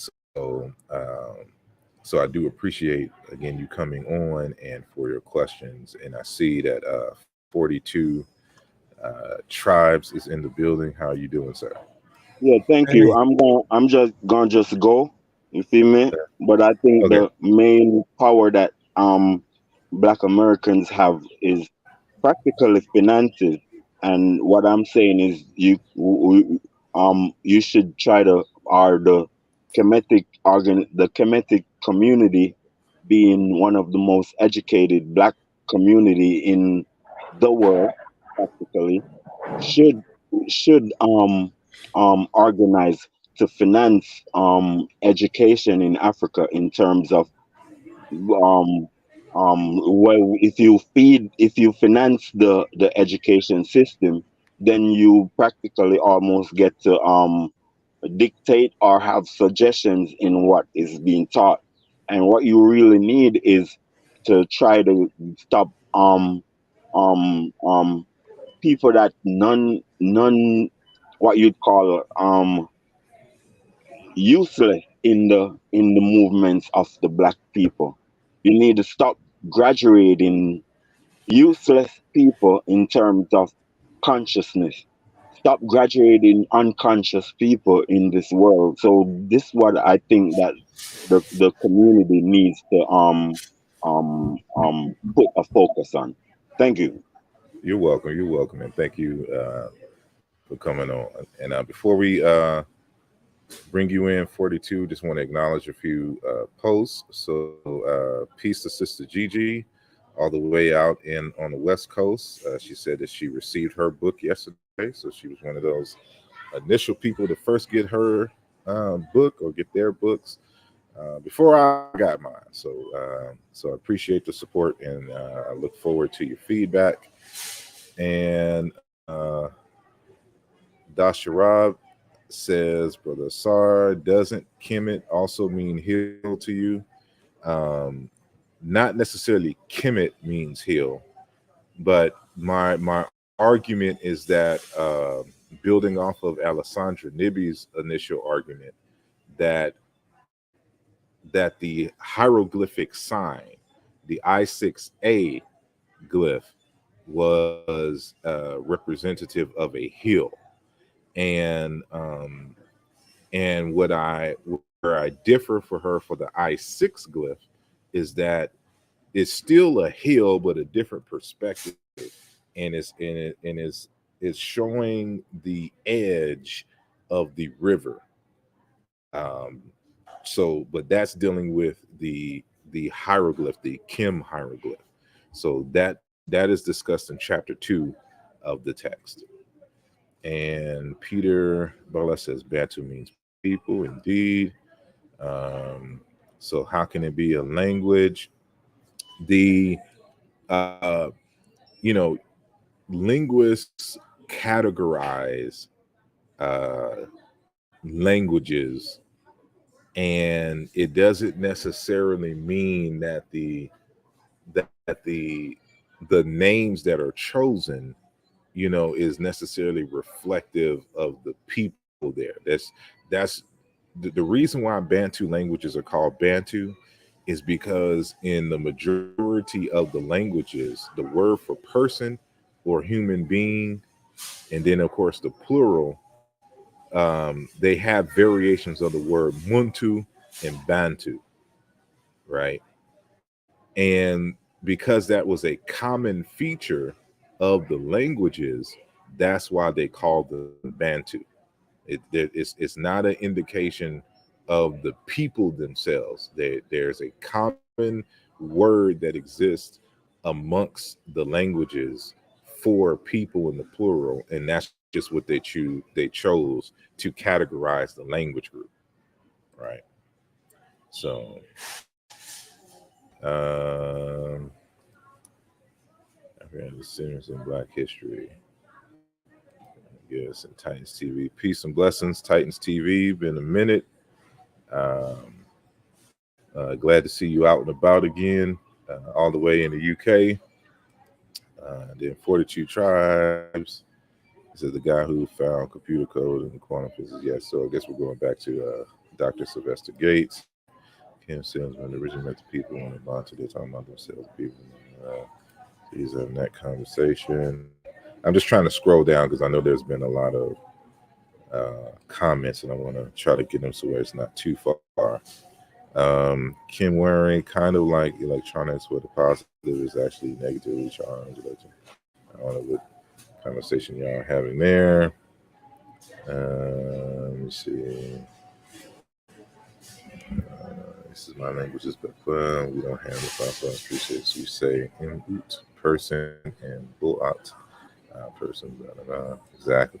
So yeah, just as I was saying, it's not going to be the exact same in all the languages, but you can clearly see that there's variations of the word Muntu and Bantu, and this is an example from his language. I believe this is in Cameroon, if I'm not mistaken. Learned together with Obama. You can correct me if I'm wrong, but that's how they say those two terms. And peace and blessings to Helder Oliveira, if I'm saying that correctly, all the way from Brazil. Thank you for joining us today. And going down further, I think I have that book, but I don't think I've read it. So I can't give, there's a few books that I have that I just haven't gotten the chance to read yet, but I believe I have that one.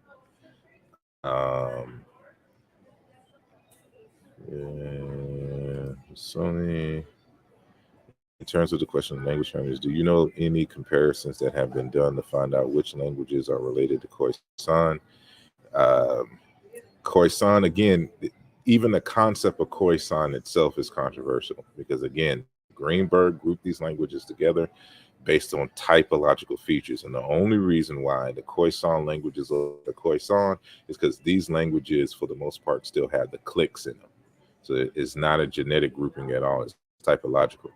So, and there's in within the so-called Khoisan are really just different language families that are unrelated to each other.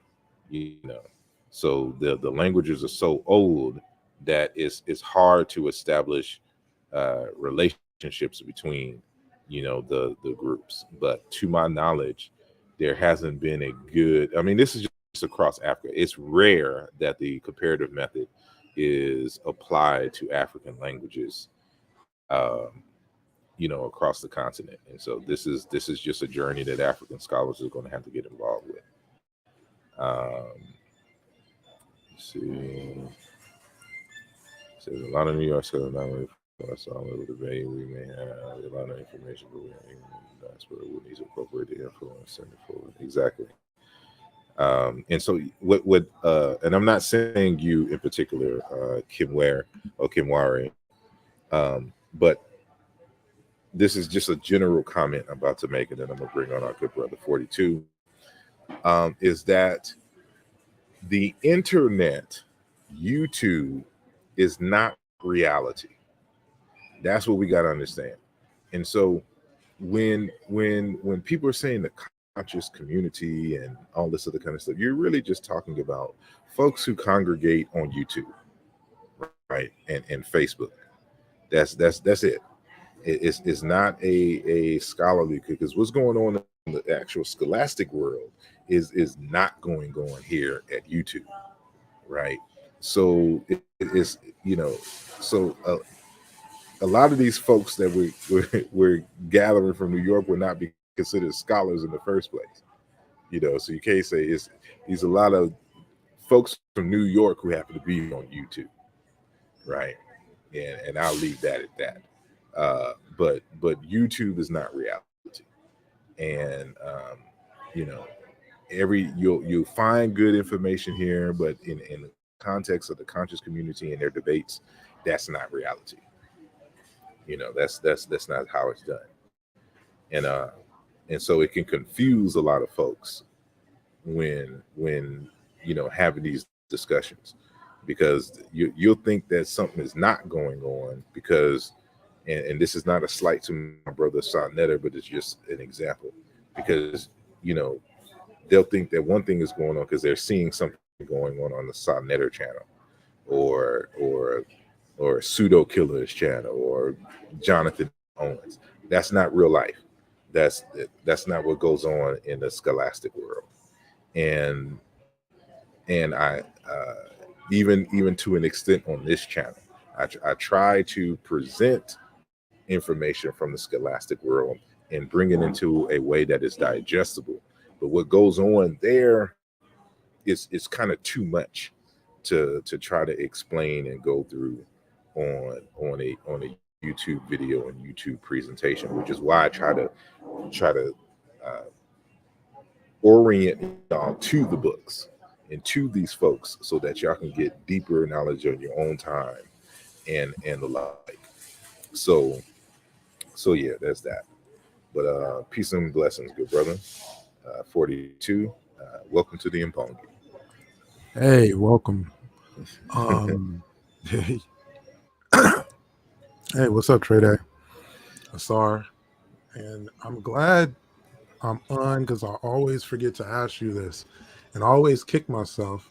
And like this time, I almost did it again, because I was like, I've messaged you once on Facebook a couple times, so you're pretty accessible. So, but I always forget to ask you about if anyone is studying how Old Kingdom, the language, um, changed and how it's different from Middle Egyptian. Like, because I noticed like certain things aren't as easily read.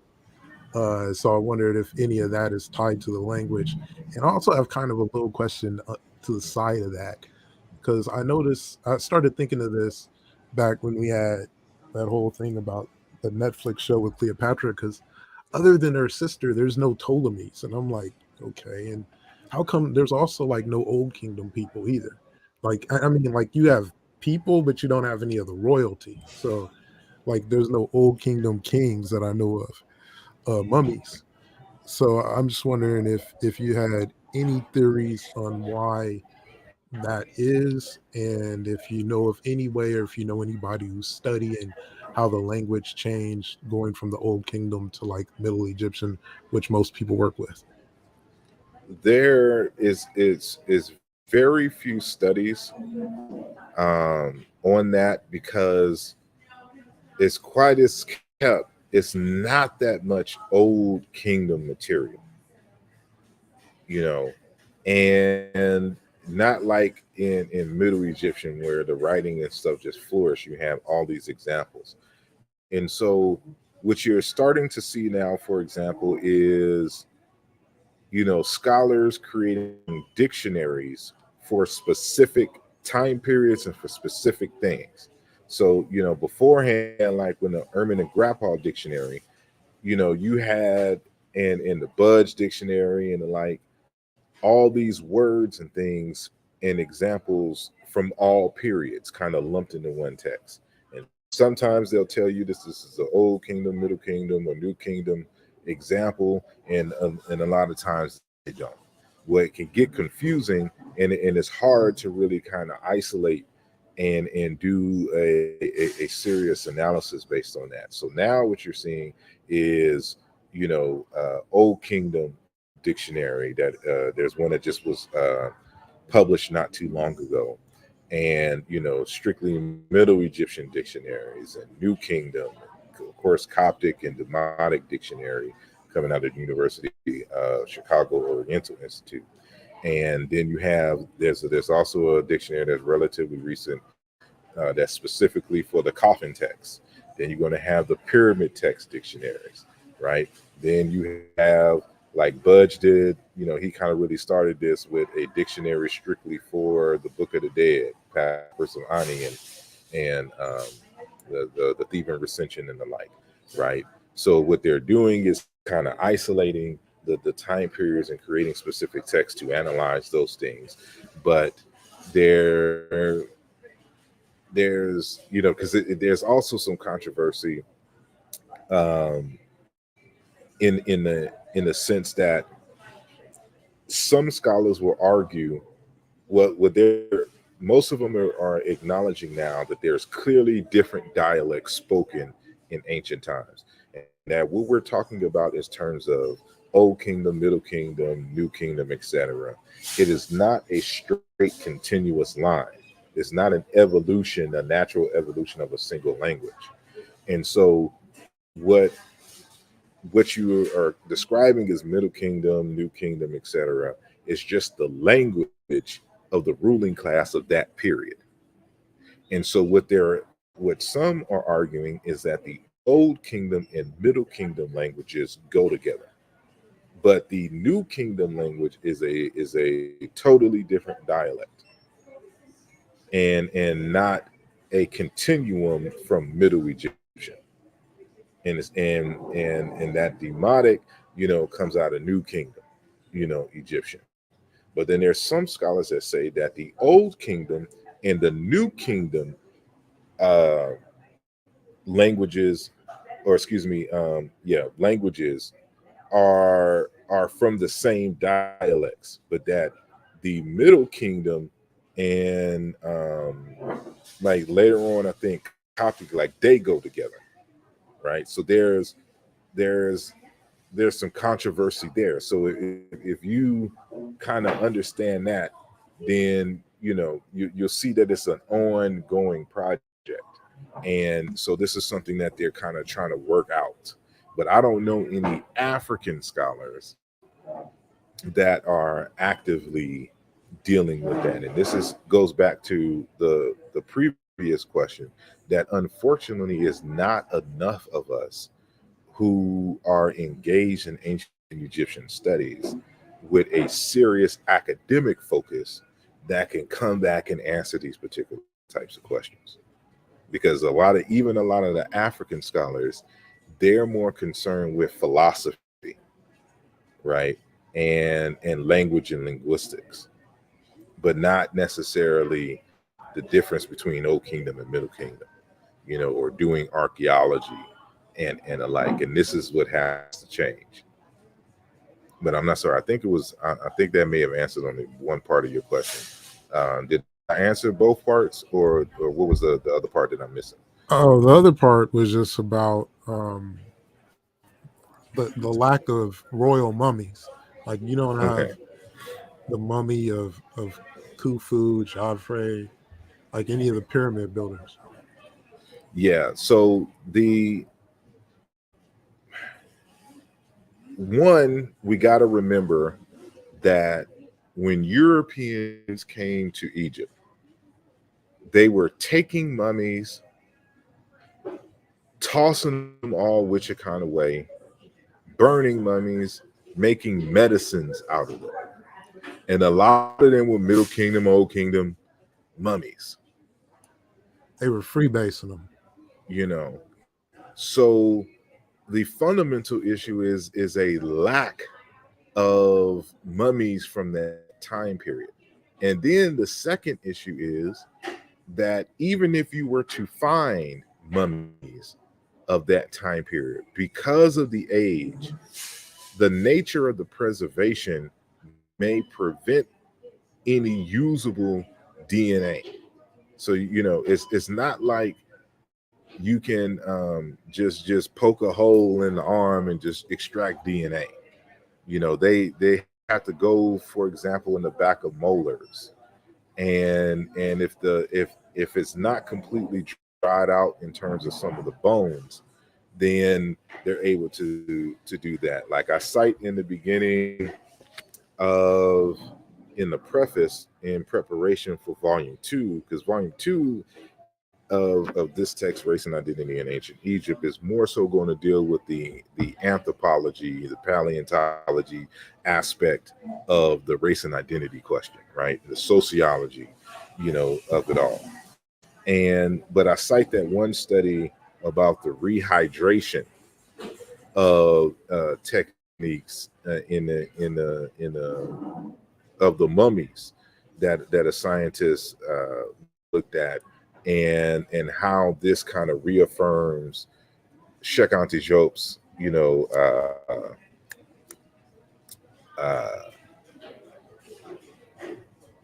his analysis, where he took like a millimeter of skin and was able to extract melanin. So it's so-called melanin dosage test, right? So it's done in the modern times. And there was actually another by a French African scholar who did the same thing that many people don't know of either, that I cite in the beginning of the text. But it's like her and her colleagues, in terms of the scholarship that was cited there, these new techniques may allow them to be able to, I don't know if they'll be able to extract DNA, but they'll definitely be able to look at the melanocytes, in under the skin, to determine the level of pigment, in the skin, and things of that nature. So it's, saying all of that to say that there's new techniques that are emerging, more recently, that will probably allow them to get at, some of the older DNA that, if it's not contaminated or just unusable, that they could probably get at, but they probably be useful for to them. But because they're so old and they're so rare, it's it's not like the New Kingdom. I mean, the Greco-Roman period. It's younger. They're better preserved. But Old Kingdom, remember, that's 5,000 years ago. Versus the Greco-Roman period, which is only like 2,000 years ago. And so that makes a big difference.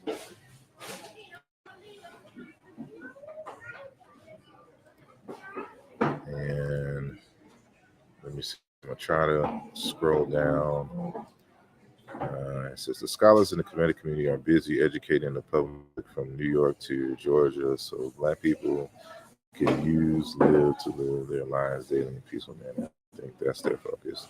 Exactly, and that's why I have Intucom as the academic discipline and Chicom as the cultural usage and application, of the paradigm, for those who are interested. But a lot of us have focused mainly on the cultural aspect, but not too many of us are focused on the academic, and that's a shame.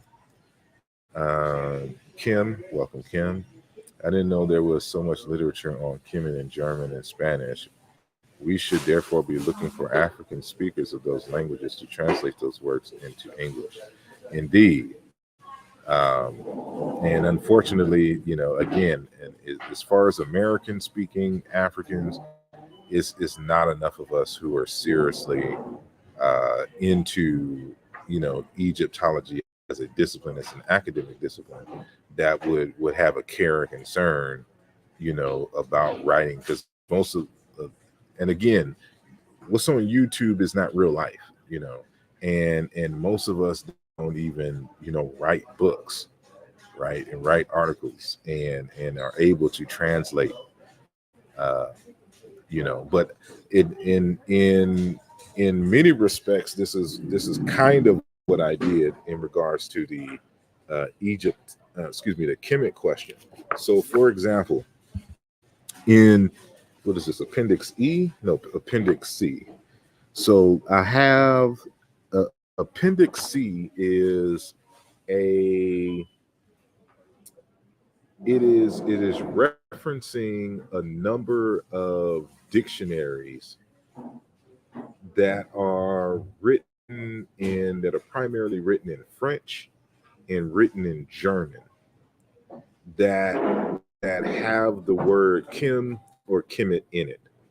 And so what I've done is I've translated into English those source materials, because one thing about the German school is that they are very meticulous in documenting where you can find things, right? So part of the reason why this text is so big is because it's a reference text.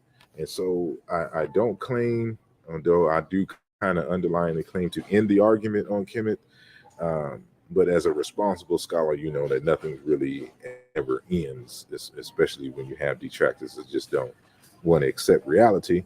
But with that in mind, you know, my intent is that when we're talking about the concept of Kemet, that you have to reference this text, and that this will be a good reference text for people who want to expand the conversation and critique. So I provide you with a lot of source material for where you can find, the usage of the word Kim. Like I even translate into English a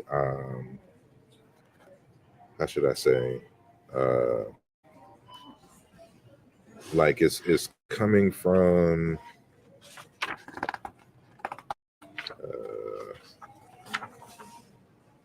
what is this? This is from Henry Gauthier's Dictionnaire des noms géographiques, qui est tenu dans les textes hiéroglyphiques, Volume 5 from the Society Royale of Geography de l'Egypte. And so it's all written in French, but I translated it into English. So you have a lot of these references of where Kemet and Athribis and all of this is being used and the like. And so, because of course, there's some other forms here that were written originally in German, like this Lexicon der Egyptscript Gotter Betzicken Jugend. I don't know how to pronounce it. Crap. But anyway,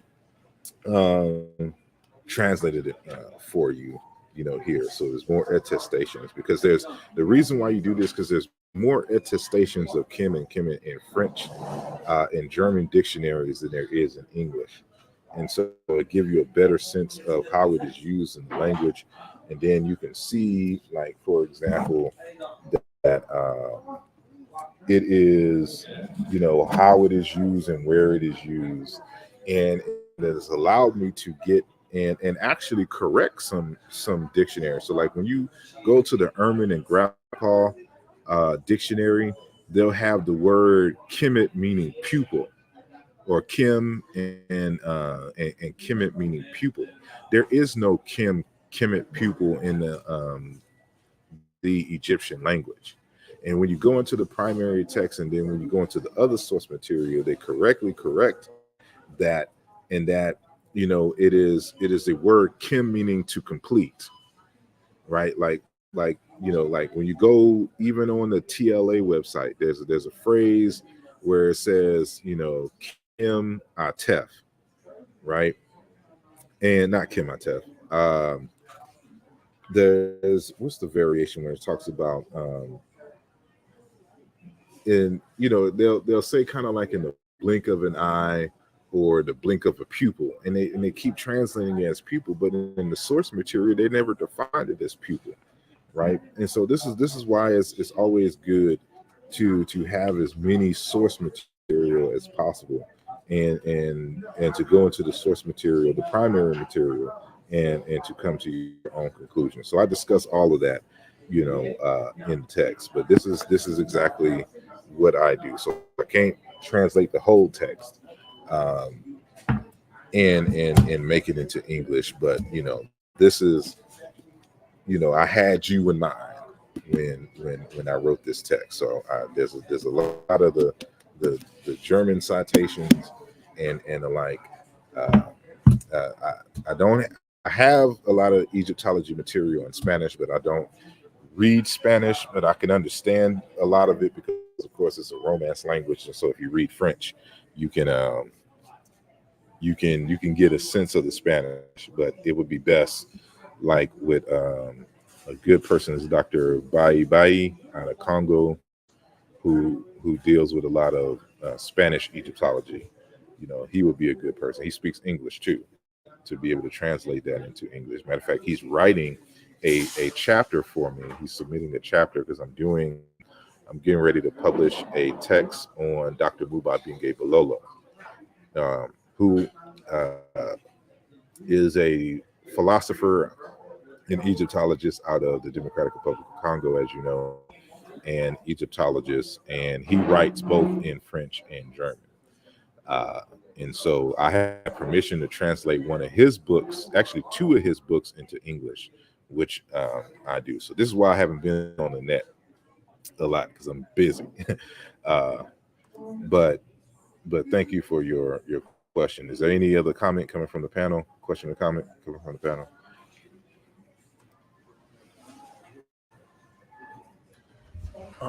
Yeah, I did have one that was attached to something you said earlier, that there were different scholars and they disagreed on whether they clustered like New Kingdom language with Old Kingdom or Old Kingdom with Middle Kingdom. I think that's what you mentioned. And I just wanted to see if you had an opinion on who might be right or wrong in that, or if it's just something people are just now exploring. Could you say that again? Are you asking, are there blending? I'm sorry, I just didn't get that part. I was just saying, I thought you mentioned earlier that there were different scholars that clustered the languages more together, and they said that old kingdom and the middle kingdom were more alike, and then others disagreed and said that the old kingdom and the new kingdom were more alike, and that the middle kingdom stood out, thereby Middle Egyptian stood out. Yes, and this is something that I discussed in both my 2016 work, Nasubiti, and especially in Umoja Volume 2, in chapters 9 and 10, and I cite them directly in the text, a number of these authors. So if any of you who are listening have those texts, I would encourage you to review those texts when I'm talking about the language. So for Nesubiti, it would be the introduction, and I think it's either I think it's the introduction, and then in Umoja Volume 2, I believe it's chapters 9 and 10. When I'm talking about the language and linguistics and Afro-Asiatic and all that other kind of stuff. But for example, Mboli believes that Old Kingdom and Middle Kingdom cluster together, and there's some other scholars. But then I forgot her name. She argues that it's Old Kingdom, New Kingdom, and then Middle Egyptian, Demotic. That are the that they go together. Right. Yeah, I think I kind of remember that now that you mention it, because it's been a while. Because I did read this meeting, but indeed. But I was wondering if you leaned either way on that. Not at the moment because I haven't, because you know, I've just been so busy that I haven't been able to look more deeply into, you know, what is the fundamental differences between Old Kingdom and the Middle Kingdom from a linguistic point of view that would warrant, you know, the New Kingdom, because my New Kingdom Egyptian is fairly weak in comparison to Middle Kingdom and Old Kingdom. So I have to get more um, more solid on the grammar of New Kingdom Egyptian to match my Middle Kingdom, you know, knowledge, to be able to look at them, you know, from a more carefully and to make that assessment. But that just hasn't been a research focus of mine as of late. So see, and this is the reason why it is best to have um, what do you call it, a research team, and instead of just, you know, one person trying to tackle everything. Because when you have a research team, then we can all kind of focus on one one overarching research, you know, question, but then we can each, you know, just focus on our individual expertise and then come back and synthesize that information. And that way it doesn't take, you know, decades to get to a point where we can already utilize our individual decades of experience in that one in our one or more areas.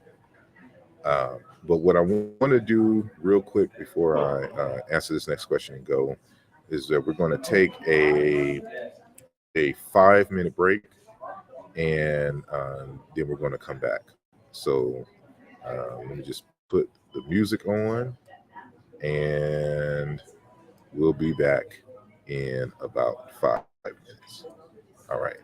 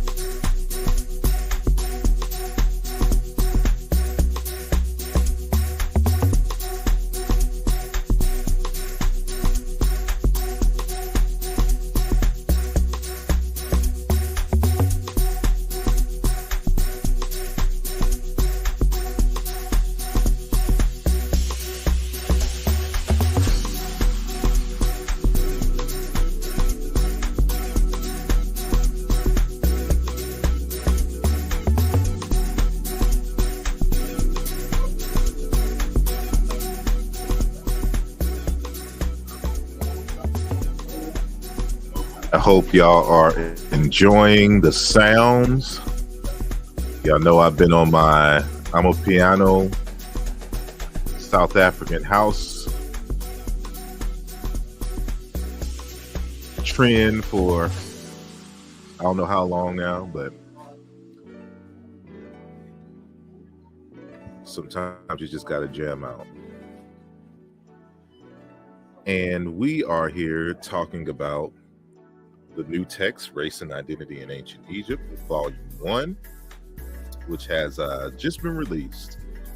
In the first volume, talking about towards an etymology of the place name Kemet. And I appreciate each and every one of you who have supported the work already and who plan to support the work, in the near future.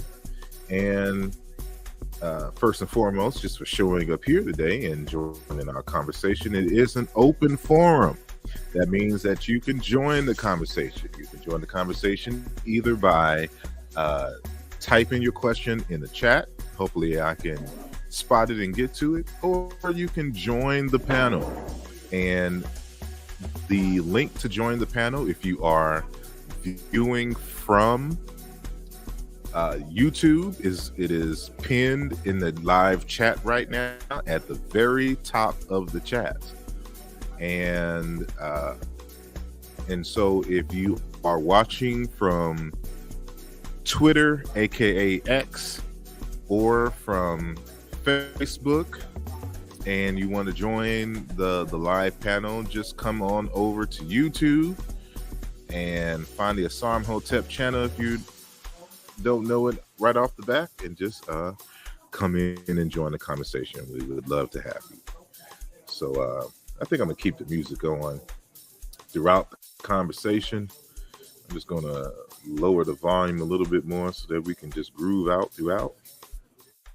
So hopefully it won't be too loud and y'all can hear very well. But I want to address the question by Kim Ware. He says, Chikam, Philosophy, Paradigm, and Praxis. Is this a book or a paper? It is not a book or a paper as of yet. It is exactly those three things. It's a philosophy, paradigm, and practice.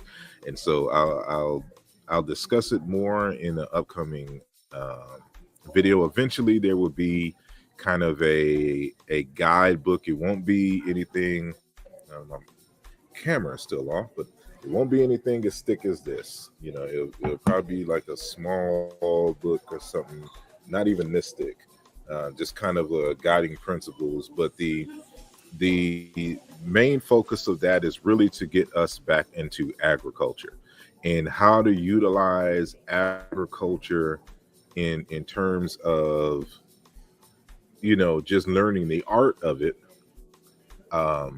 in terms of economics, how to use it as a model for economics, and then as a paradigm for living, how to deal with one another. And so this is an aspect of ancient Kemet that many people may not realize, is that a lot of their ideas, philosophies, and sayings and proverbs are inspired by their interactions, of course, with nature, but more specifically through the process of agriculture. So we want to bring that into the kind of modern world, and let this be a basis for developing, a modern African culture. Grounded, of course, in African history and praxis. And so, that's what Chikam is. Let me take that down for a second. So that's what Chikam is. And in another instance within that same, so it's not necessarily a book or a paper, it's an initiative. And so there's going to be another initiative that, we kind of highlight here called Jashe. and this is a, you know, instead of using agriculture as the model and mentor, so agriculture is going to be the model and mentor for Chicam, but in Jashe, it is what we're calling quote unquote hip hop culture. And so, you know, there's a lot of issues in terms of the discussion on the origins of hip hop and its wider implications and evolutions over time. And so it's a reframing and really institutionalizing and crystallizing of its main and fundamental concepts and things that we're basing in the concept of Ashe. And so these are some upcoming initiatives that y'all should keep your eye on in the future. So I'm pretty sure there will probably be a book written on it in the near future, but you know, I'm trying not to make this simply, you know, in an academic space, that these are living, you know, that we're building some living traditions. So that's what that's going to be about. So Chicam and Jashe. And then, you know, there's going to be another space called Chicago Square. And so yeah, it's we about to get busy. So let me see if I can kind of catch some things here. And peace to brother Zoo221. He changes his name every week. I don't know what he's going to be known as. And we have Chilimbwe, who has just joined the conversation. Peace and blessings to you, and welcome to the Mbongi. Can you hear me? All right, I see him in the private chat, and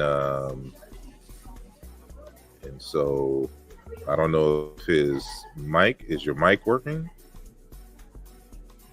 Can y'all hear me? Yes, we can hear you now.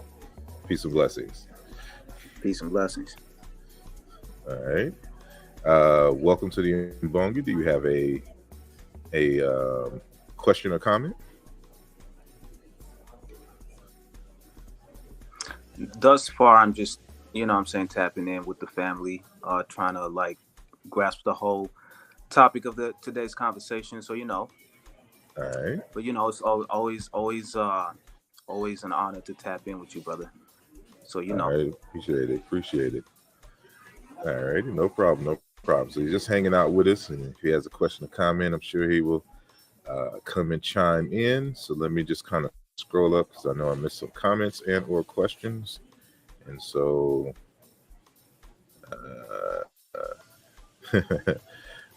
no, New York is not the Mecca of African scholarship at all. Peter Bella says, I was born in Kilimanjaro. The only language I speak is Swahili. And then they said when I moved to Cape Town, and then I went back. Okay. So, yes, there's other conversations going on there. Scroll down. So this, for those who think the world is coming to an end because you got knocked to Japan. I don't know. She's in a whole nother conversation. Says, what about the other Nile rivers? I'm assuming that you are referring back to the conversation when I was talking about Into Com as an academic discipline. And so it's all the rivers. So we're talking about the blue and white Nile, and then where they kind of coalesce together in Sudan. So that whole area. So the focus is coming, you know, from Ethiopia to Somalia to Kenya, Uganda, Democratic Republic of Congo, Chad, Sudan, Egypt, right? In those surrounding areas, and the histories and expansions along there. That's the basis. That's the orientation, and then, you know, we go from there. Peace and blessings, Robert Rand. New York is in the building. Sean Edwards says, I would suggest Dr. Mario Beatty could answer Brother 42's questions. Ken Were again. So why sub-Saharan? Wasn't the Sahara once a jungle lake region? I think something happened, climate change, and humans went south of the equator. I don't know if you were speaking specifically to me or if you are referring to someone in the comment section. So if you're seeing this now, can you please just provide clarity into who you're speaking to in terms of the question? And then I will address it accordingly.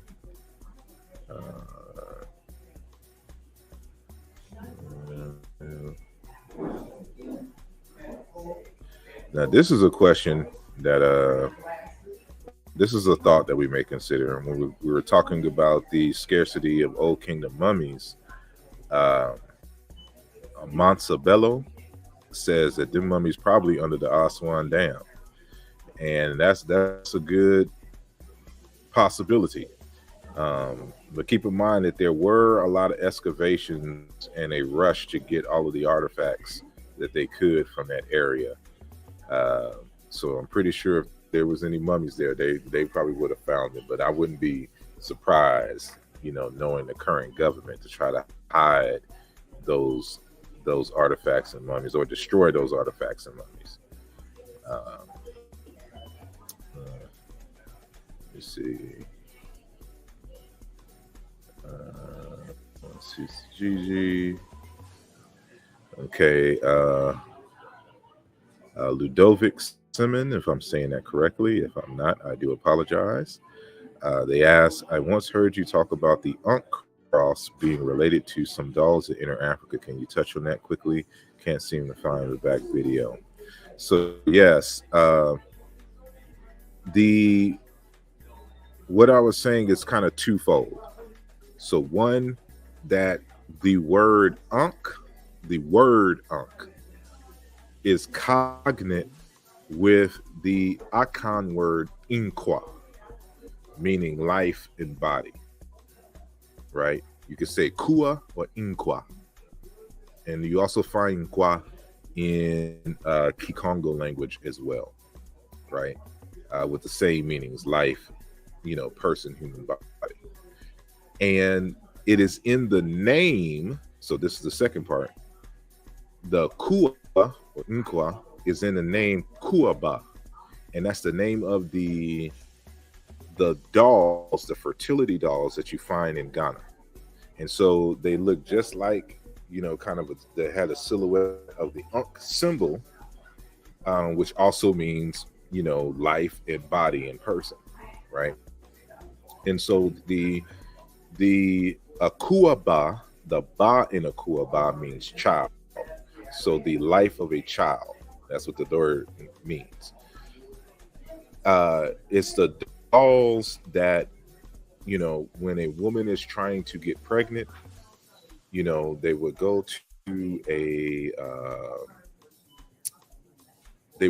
to a specialist that would carve these dolls, and for the woman, they would do some prayers and some other kind of rituals, and the dolls would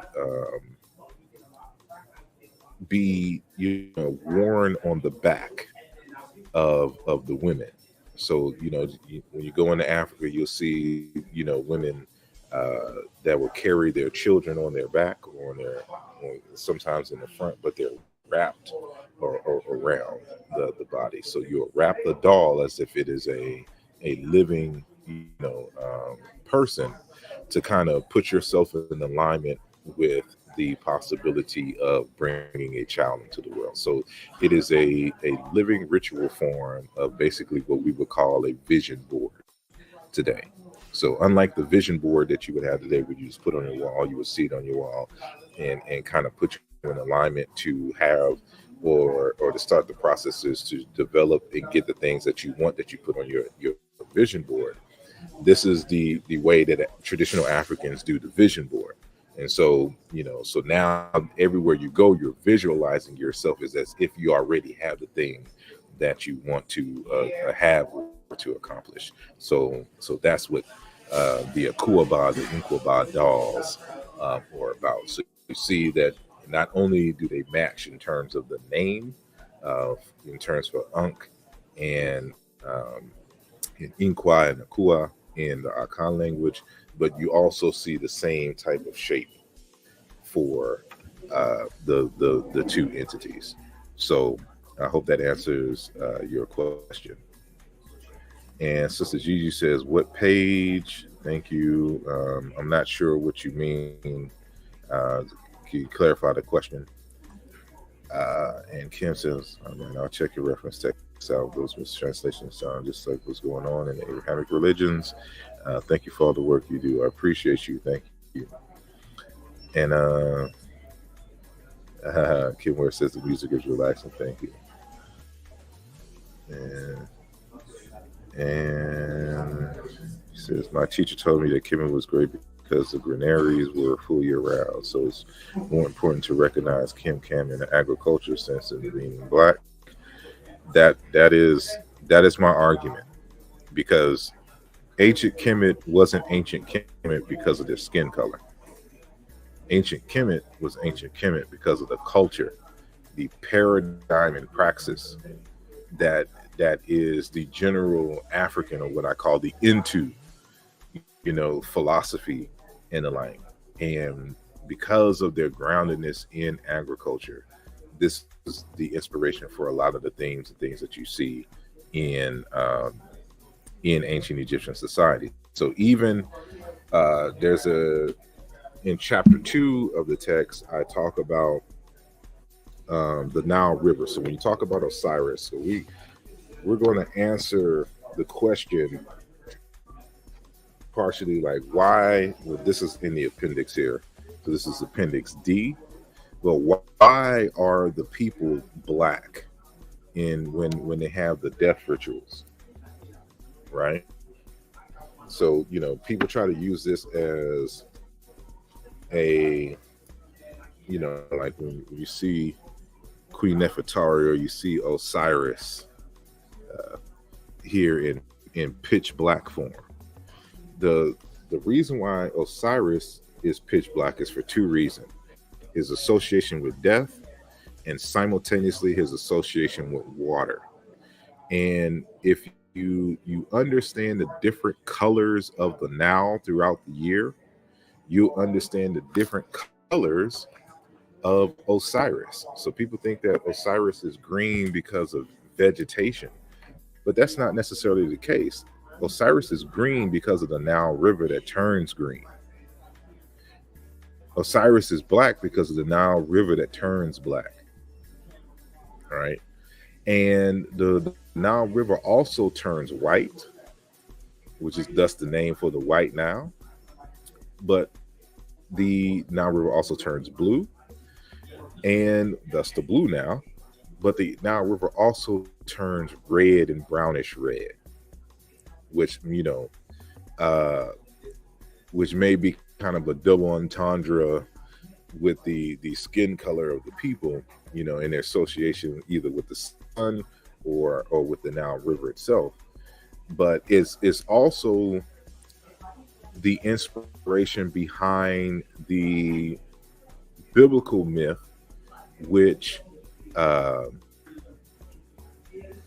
talks about the plagues of Moses and how the river turned into blood. But the river didn't turn into blood. The river was red because it turns red during a certain part of the year because of certain deposits in the Nile River that turns the water red. It's the same thing with the green. The water will be green because of certain algae that is deposited, seasonally into the Nile River. And you will see, as I discuss in chapter 2, why the newt symbol has those colors, because they're representative of the Nile. And this is what I mean, that, you know, everything is based upon agriculture and the environment surrounding it. And, you know, we have to look beyond our 21st century notion of race behind a lot of the symbolism, you know, that you find in ancient Egypt. So let me uh, see if any of the questions were answered. Brother, sorry, may I ask you a question? Go ahead. So I was wondering whether you are familiar with the brother Ra Uneferamun. Yes. All right, all right. Have you considered inviting him on the show? Um, no, not really. And it's not anything that I have against him. It's nothing about him or his work. Other than I try, how should I say? I'm more so concerned with the academic discussions of ancient Kemet, more so than trying to recreate the spirituality of ancient Kemet. Now, I'm not against African spirituality or anything. You know, I belong to a number of African spiritual systems, but I would prefer that most of us know the living traditions in Africa in terms of their religious and spiritual traditions before trying to go and adopt ancient Kemet. That's my personal belief, right? Because I don't think that you'll get these so-called spiritual things until you are thoroughly grounded in an indigenous African wisdom tradition, right? So when it comes to, you know, ancient Kemet and people trying to recreate these religious sects, because that's mainly what his books and stuff, and him trying to create an oracle system and stuff like that.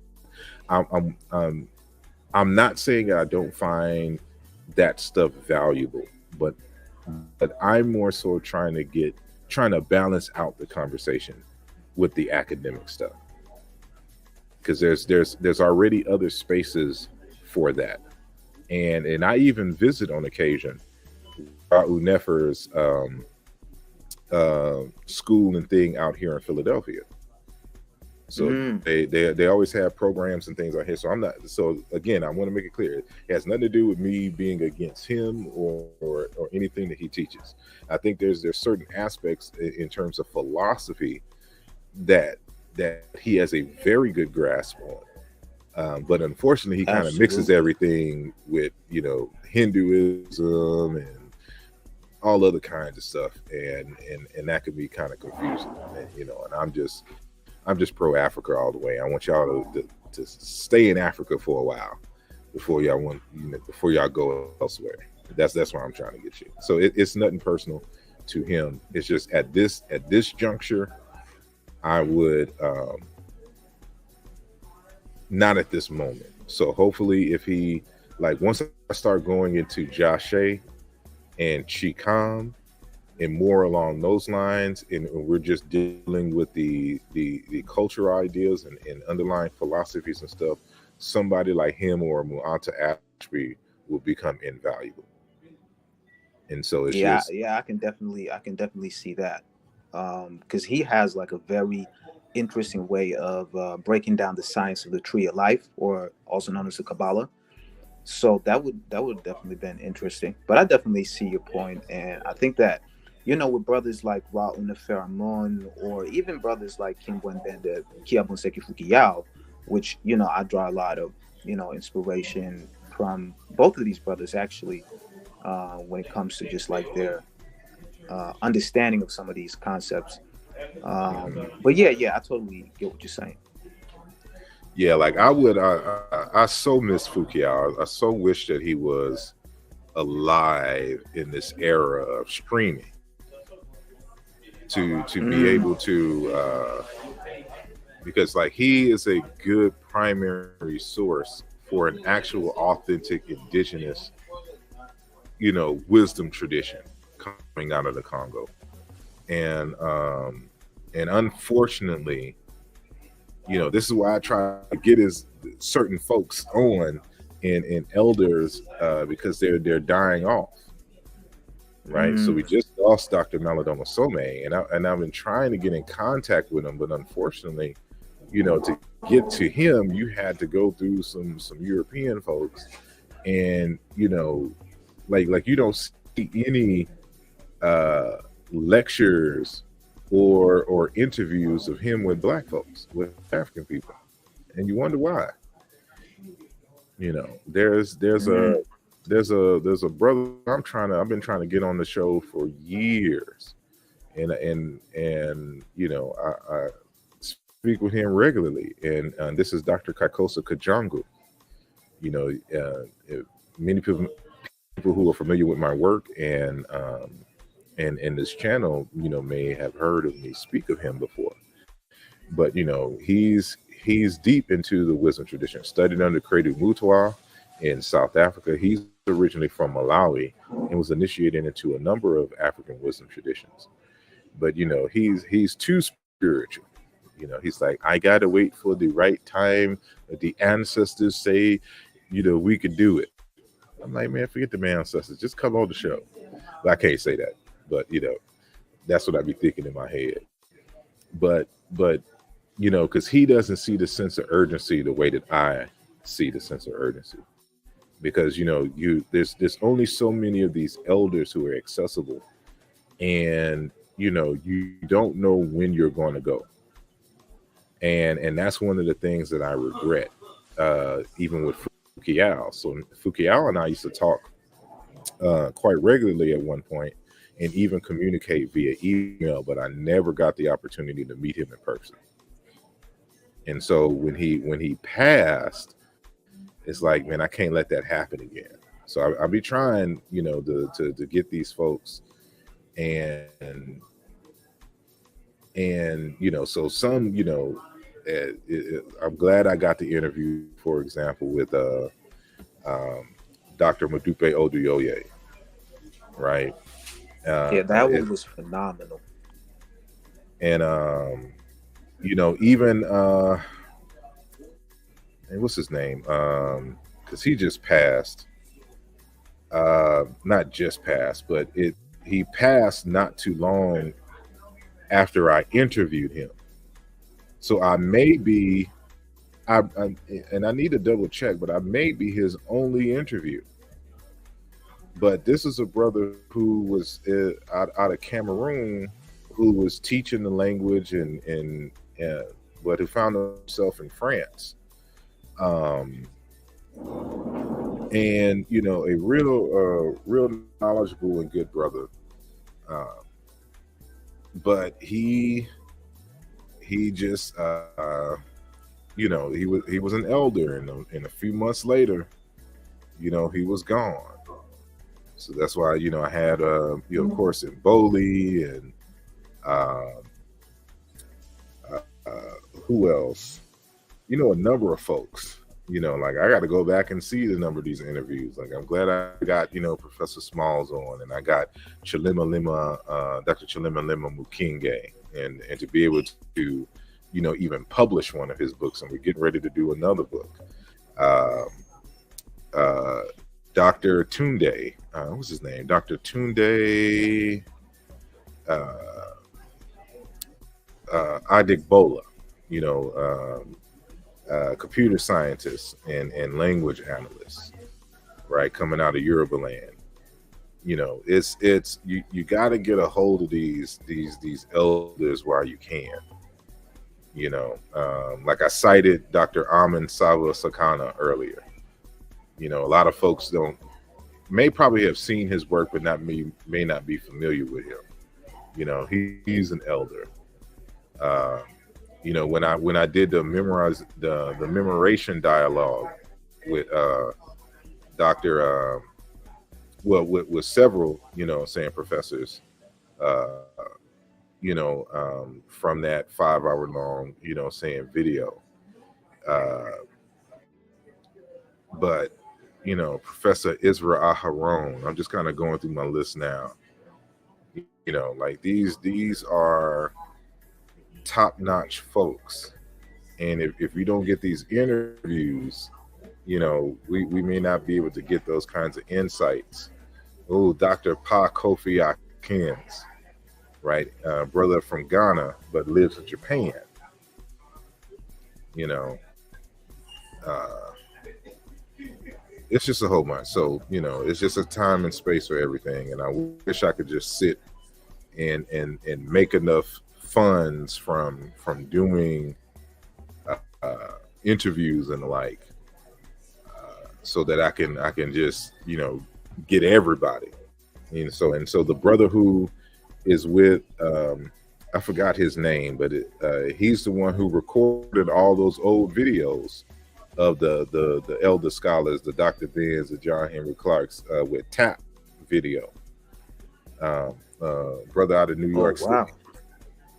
You know, he just passed like this week or last week, right? You know, so he got like 10,000 hours worth of, you know, these old videos, and I hope to some level that, you know, this space can kind of serve in a similar capacity, because you don't see people really kind of doing too many community lectures, and that's something that we really kind of got to get back to, and at least with the real scholars, because the pseudos be everywhere, online, in the community, or the video game chats, to get the pseudo message out. But yeah, it's been. Let's see, brother. Sorry, what's your take on the orientation in ancient Kemet, where the same word for right is the same word for west, and likewise east and left? Nothing. I think we put too much political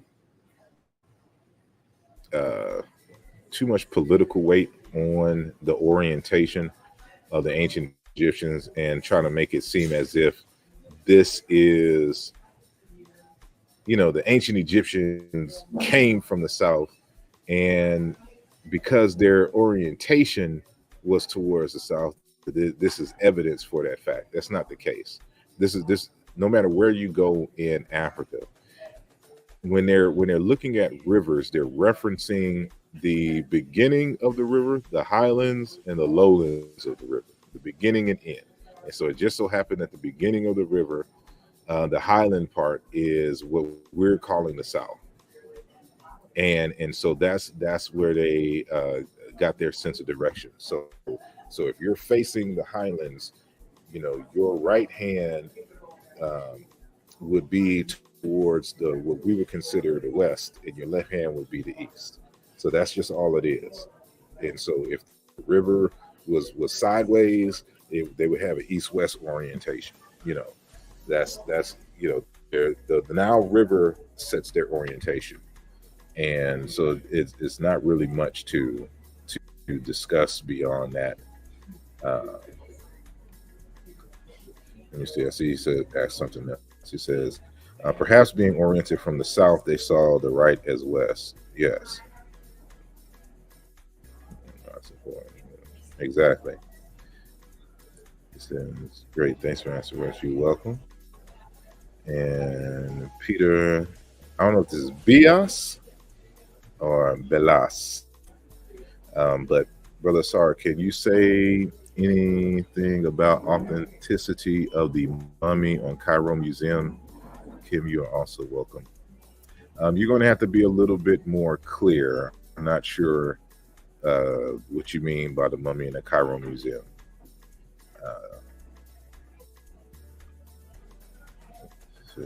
Is Lake Victoria the middle point between Upper and Lower Egypt? I'm not sure. I think that it really kind of shifts because the borders shifts. And, you know, there was periods of Egyptian history where the Delta wasn't even considered part of Egypt, right? So if the Delta wasn't considered part of Egypt, then what you're talking about in terms of Upper and Lower Egypt, you know, its midway point would definitely shift. And And there is some question and there's some argument on whether it's really upper and lower Egypt more so than it is left and right Egypt. You know, because when we're talking about the two lands, it would make sense if you're talking about the Nile River splitting and you're seeing two lands, two shores. And so that's even being discussed in Egyptology in some circles. I don't have an opinion, or at least a definitive opinion on it, but I do raise and ask that question in the text.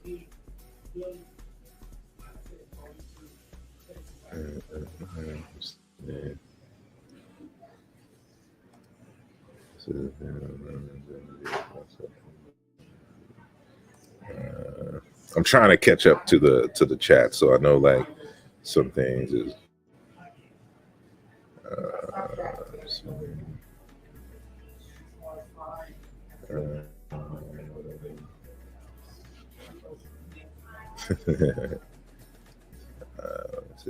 Do you think we can connect Kemet to the rest of Africa through the names of the people? Tabasenkore, Mentuhotep, Sankore the third sounds like kind of familiar. Yeah, I think I saw.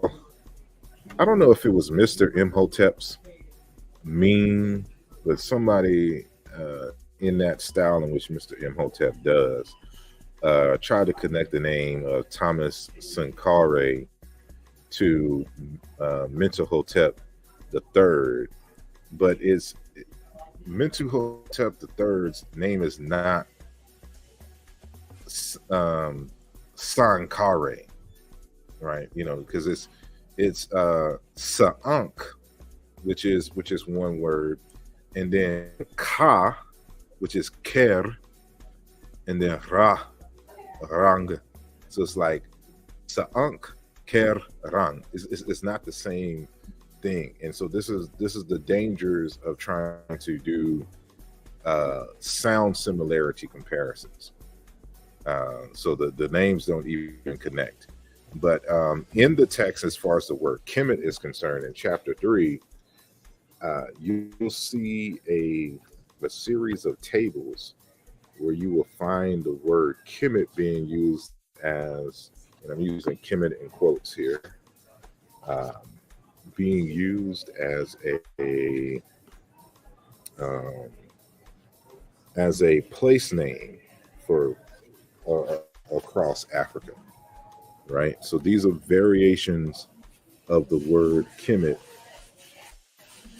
across Africa and where you can find them, right? So you can kind of see that in the text. So I'll continue down. That's his name, Dr. Dolkaya Makeru. That's his name. And I know I couldn't think of his name off the top. Do you trade?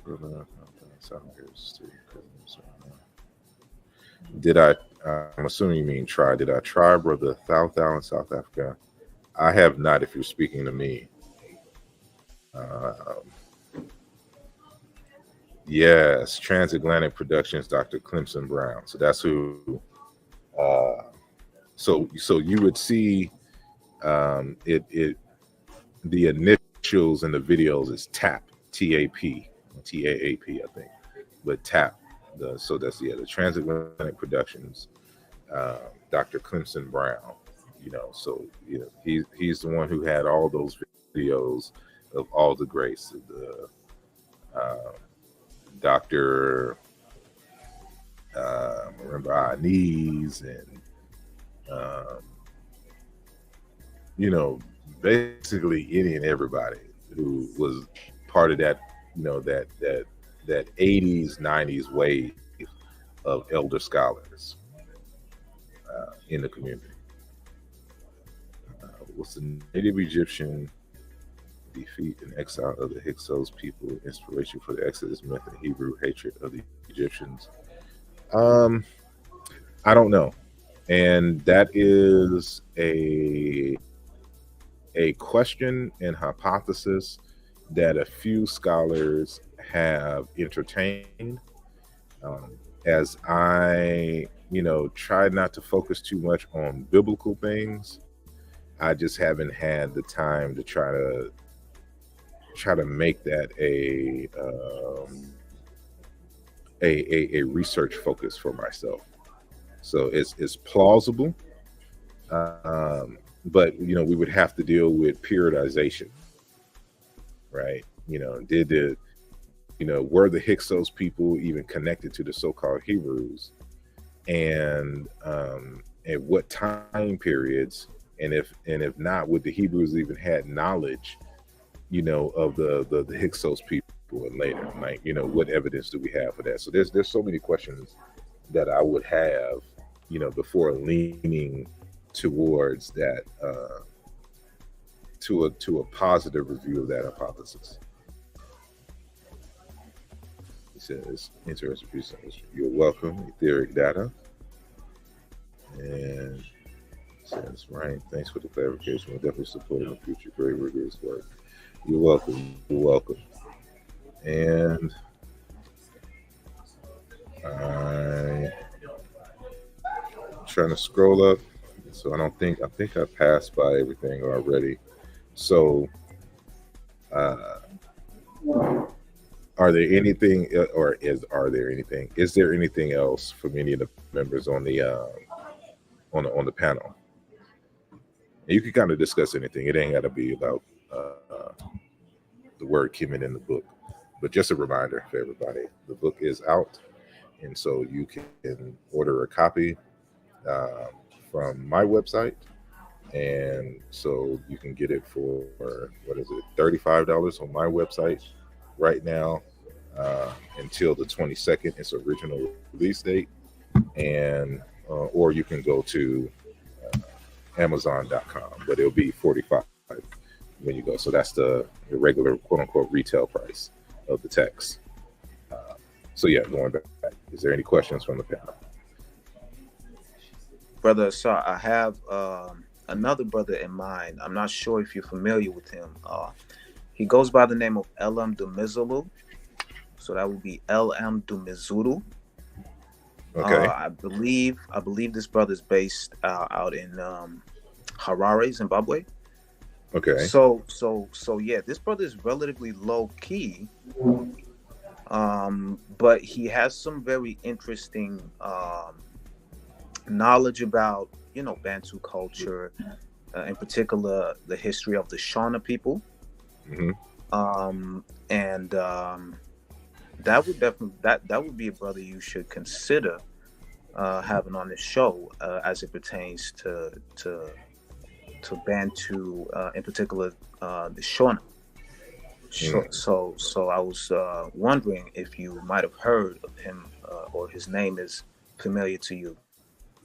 No, I have not, and but I would definitely be interested in looking him up and see, what he's talking about and what his perspective is, and I try to, as much as possible, have conversations with continental Africans about themselves and their cultures, and I think that's something that we don't do enough of, and so hopefully people can see, because it's one thing for me as an African American to make these connections and have these discussions, but it's another thing for the people themselves to speak about their own culture. So I help to facilitate and curate the connections, but I love people to be able to speak on there, so we can expand the conversations, and I can help them see, oh well, that's just like such and such over there, and that's just like what y'all do right here, So yeah, if you can, in the private chat, can you put his name again, and I'll make sure that I get this down and look him up. For sure. So yeah, also he does have some opinions about like, for instance, the flag of Zimbabwe. He connects the flag of Zimbabwe to hieroglyphs. So that's why I thought it would be interesting, because he has some very strong opinions on that. and also, some claims as it pertains to the Shona people in terms of some of the artifacts that's been found that's been excavated by the Zimbabwe ruins and the Kami ruins as well. So this is definitely, brother, it will be very interesting to see on this show. So I'm gonna definitely put his name in the chat. Please, yes, and he looked like he would be a good complement to. It's a brother that I was introduced to via Facebook back in the day. When I used to live in Houston, Texas. He went by the name Black Technocrat, but and I know I'm totally butchering his name, so please forgive me, any and everybody from Zimbabwe. But his first name is Bavum Mavaranda.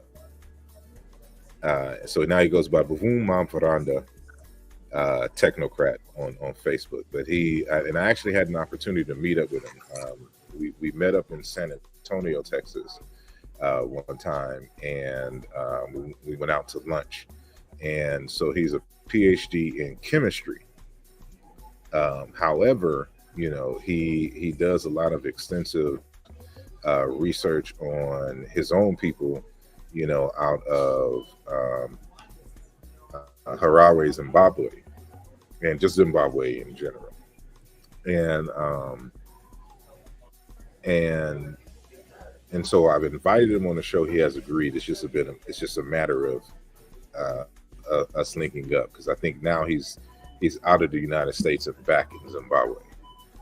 And so, but he does a lot, and I'm bringing his name up because he does a lot of those comparisons as well of ancient Egyptian culture and survivals that he finds in his own native cultures in terms of the Viranga out in Zimbabwe. So and technically, me and him may be cousins from the simple fact that when I did a DNA test, my mother's side of the ancestry, or at least her direct haplogroup, clusters with a group of people out of Mozambique, and more than likely the Makua group, and but that's all part of the ancient Zimbabwe kingdom, right? What we're now calling Mozambique and Zimbabwe. So there are all kinds of stress there, and it was all part of that thing. And I think the issues of the collapse of that kingdom and stuff kind of also led to their participation in the slave trade. So a lot of people may not understand that there are African Americans or people in the diaspora whose ancestry comes from Southeast Africa. So Mozambique, Madagascar is the primary centers. And so we'll discuss all of that as well. So I think that would be a good, if I can get them on, if the other guy is solid, because some Africans, they just be all over the place. But if this brother's information is solid and complements Dr. Technocrat, then I'll definitely have them on. All right, I got it. Yes. And Etheric Data says, or asks the question, is the land of Punt part of pre-dynastic Kemet or existed in parallel to Kemet? I'm not sure if there was technically a kingdom of Punt per se, or was that just a name of a general region that may have had, kind of smaller kingdoms, right?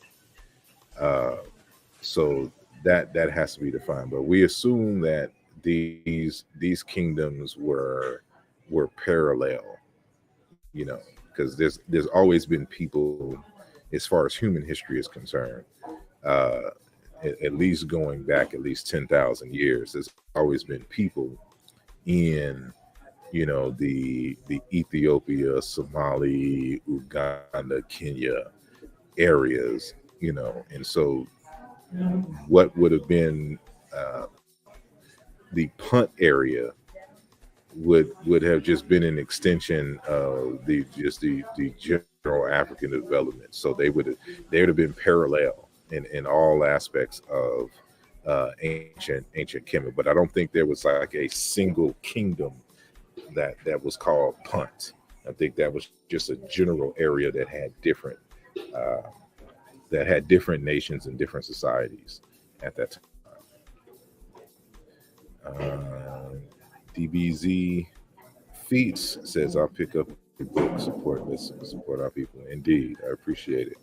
And thank you to Sister Mika for providing the link. She has supported. I think, again, your book is coming around the 20th, 21st, where you're at. And it says, how do we get started with Anthony Brown and maybe Professor James while participating in Colloquial Cairo 2.0 in 2024? We'll mark the 50th year anniversary. That would be interesting. Hey, yeah, somebody would just have to organize that.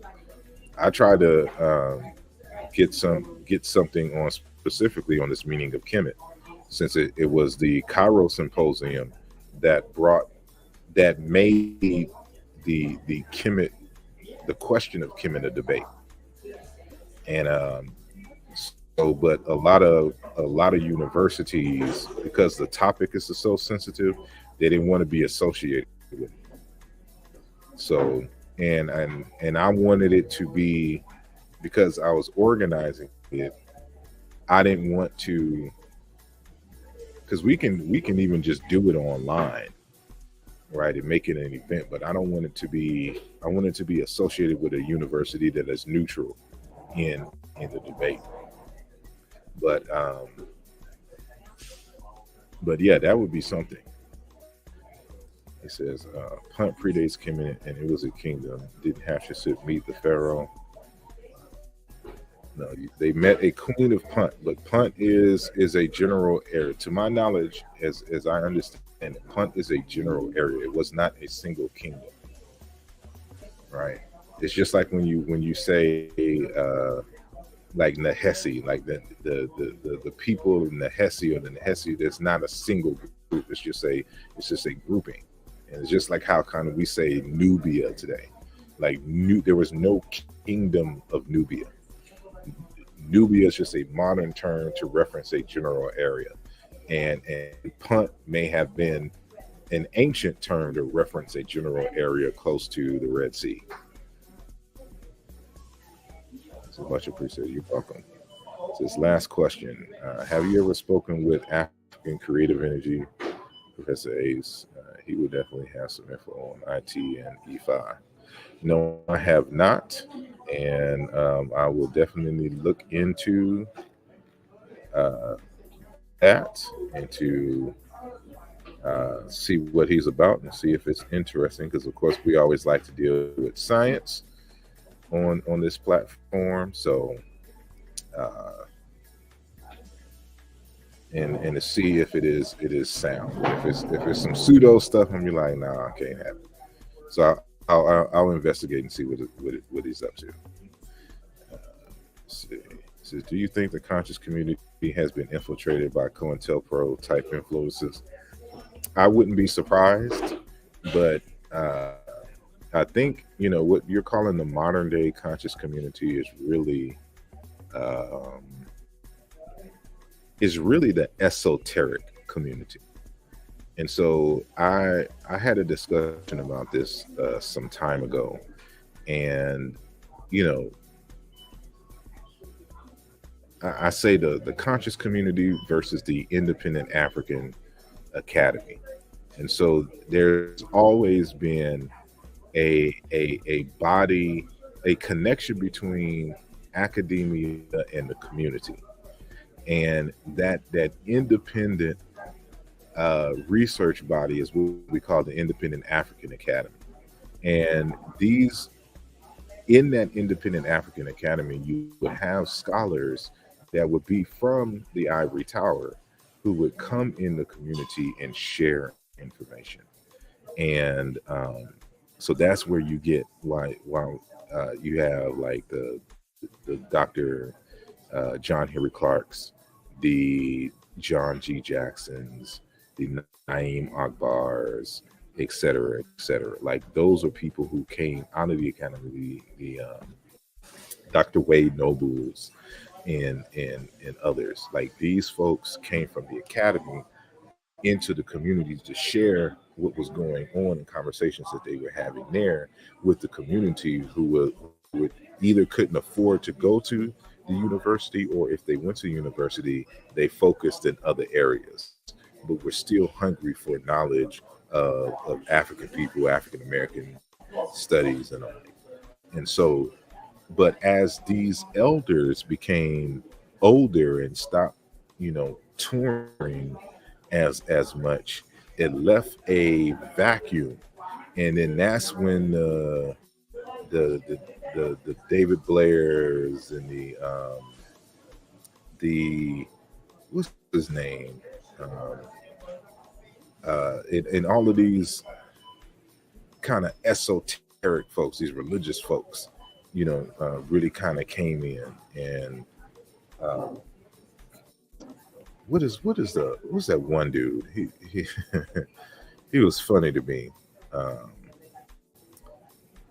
The Bobby Hemmets and all these other folks. It's like, so like when you're talking about like the House of Consciousness and all that kind of stuff, that comes out of that group, the Blairs, the Bobby Hemmets, and all these other kind of folks. And so, it gets confusing because, people think the conscious community, which is a kind of an online entity, is an association with this body. This other, yes, that's who I was thinking of, Dr. Phil Valentine, right?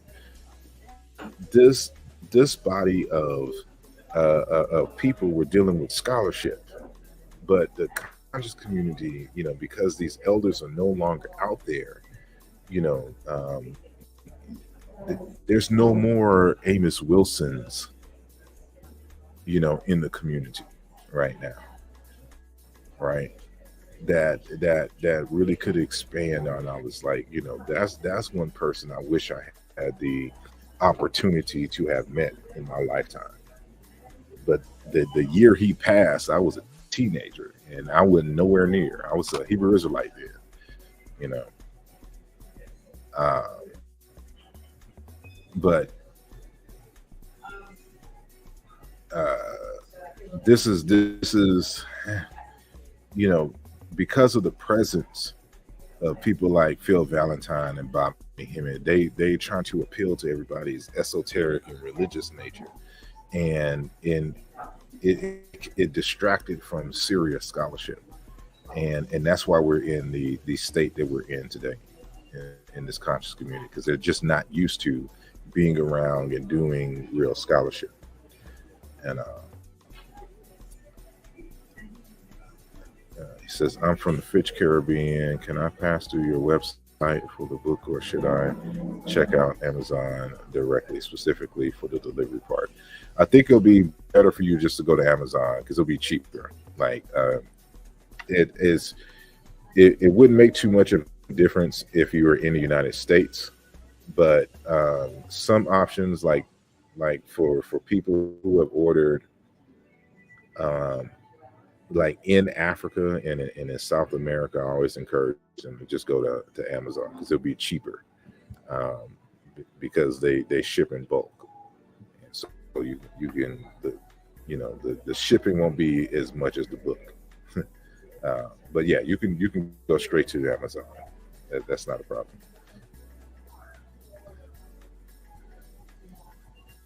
He says, haha, you were once a Hebrew Israelite. Yes, I was. And I recently got my results from my living DNA, and I have ancestry from the Luya people of Kenya.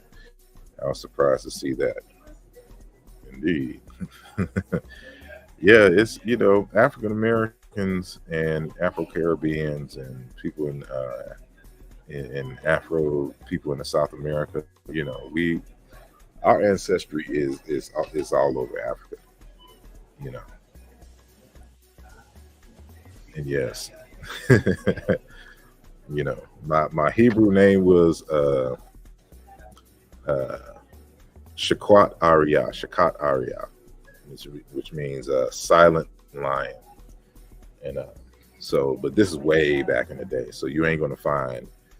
Uh, I'm hoping it don't exist. I know somebody holding something somewhere, like a photo of me, in my Hebrew Israelite attire and my fringes. I didn't have a beard then, and I don't have a beard now. I really can't grow.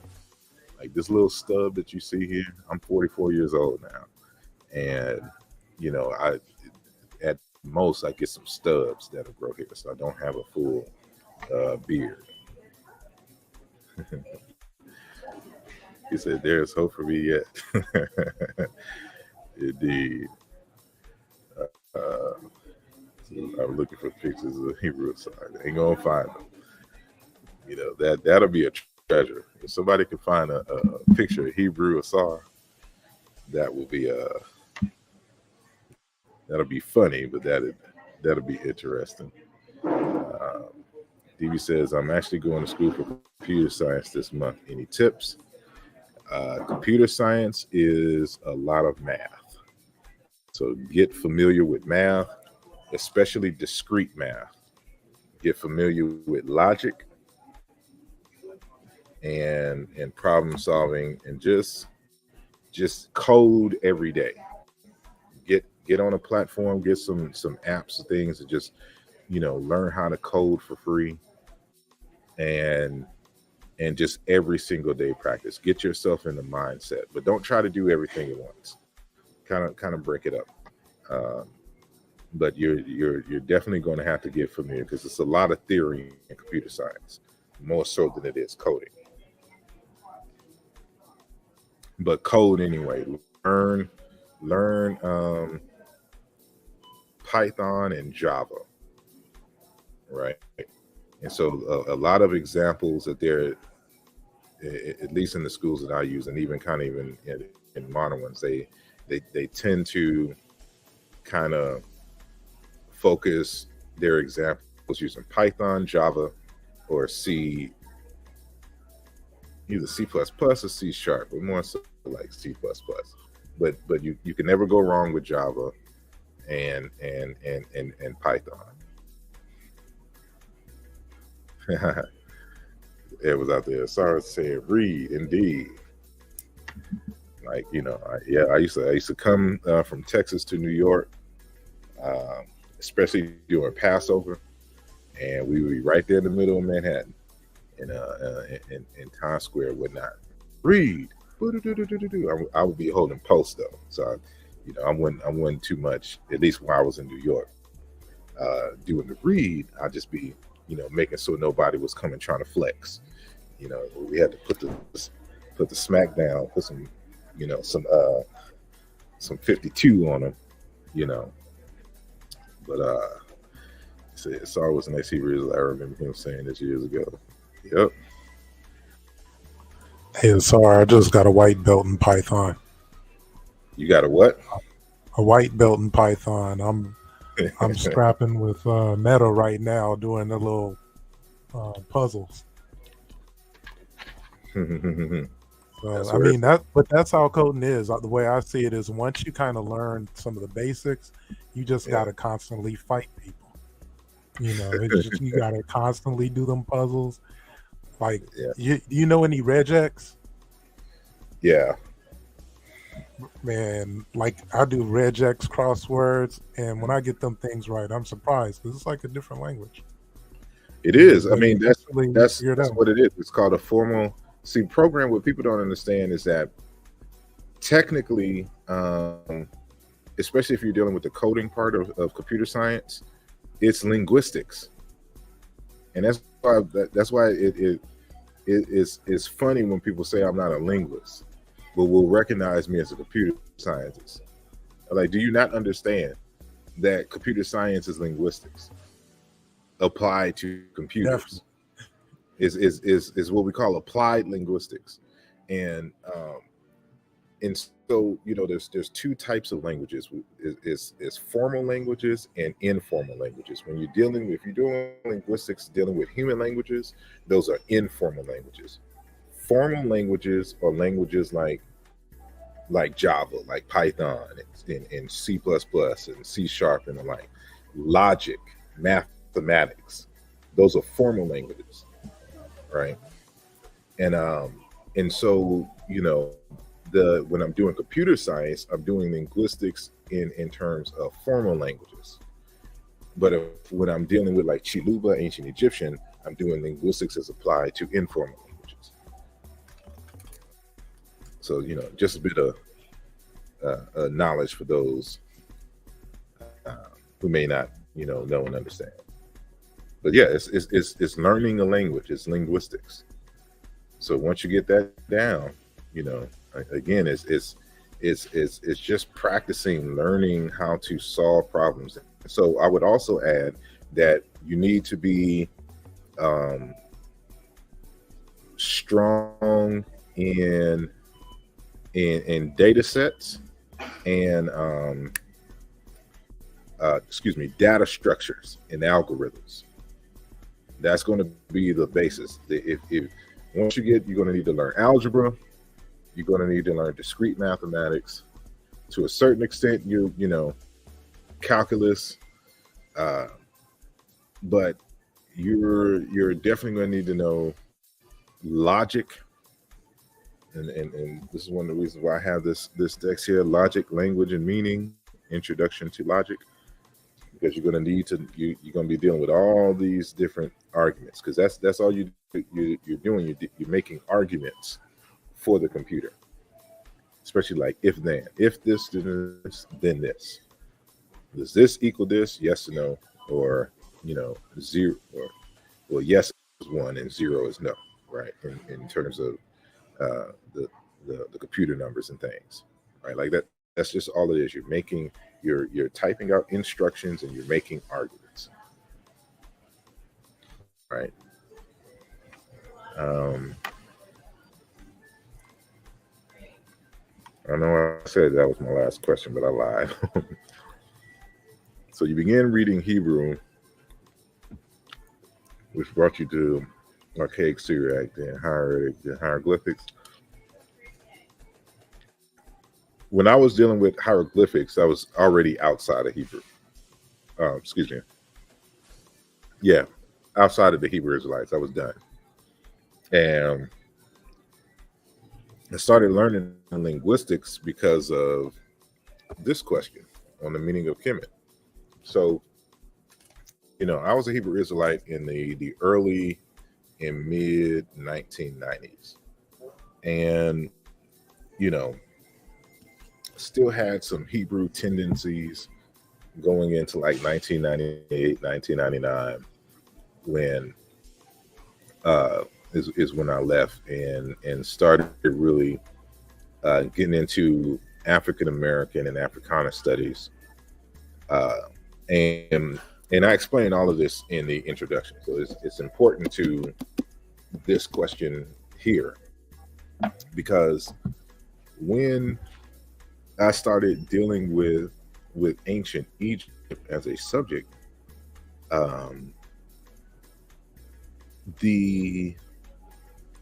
there was a large debate going on in academia, and it started with Martin Banal's Black Athena, which was actually published in the 80s, like 86, I believe. But relatively recently, to like I think it was 96 or 97, when Dr. Mary Lefkowitz wrote her book Not Out of Africa, and so she was attacking African-centered scholars and Martin Banal, and it was just in the mid to late 90s, it was just a slew of attacks on African scholars writing about African history. right? And part of that discourse, of course, was on the the skin color and the race of the ancient Egyptians. And part of the argument that a lot of the African-centered scholars were making against the Eurocentrists was that Kemet, that ancient Egypt was black, and not only so, is because the name Kemet, which was the name of the country, dealt with black people, and so they kept using Sheikh Anta Diop's arguments against the Eurocentrists. And so what I came across and was seeing was just these large debates on the meaning of Kemet and the application of Kemet. And so when I started looking at the arguments from both sides, you know, uh, I couldn't really kind of join in, because I didn't have enough knowledge about ancient Egyptian writing in the language. And so I got into hieroglyphs to get more information about the meaning of Kemet debate, right? And as a result of getting into the hieroglyphs for that, that's how I got into linguistics, because I quickly figured out that just knowing the hieroglyphs was not enough, because ultimately the question was a linguistic question. And while, of course, you got to read the script, you got to know the language, that does not prepare you to make a linguistic argument. So that's how I got into that. So it had nothing to do with the Hebrew. It wasn't like a just like this like Hebrew led me to Syriac, and no, that's not how it happened.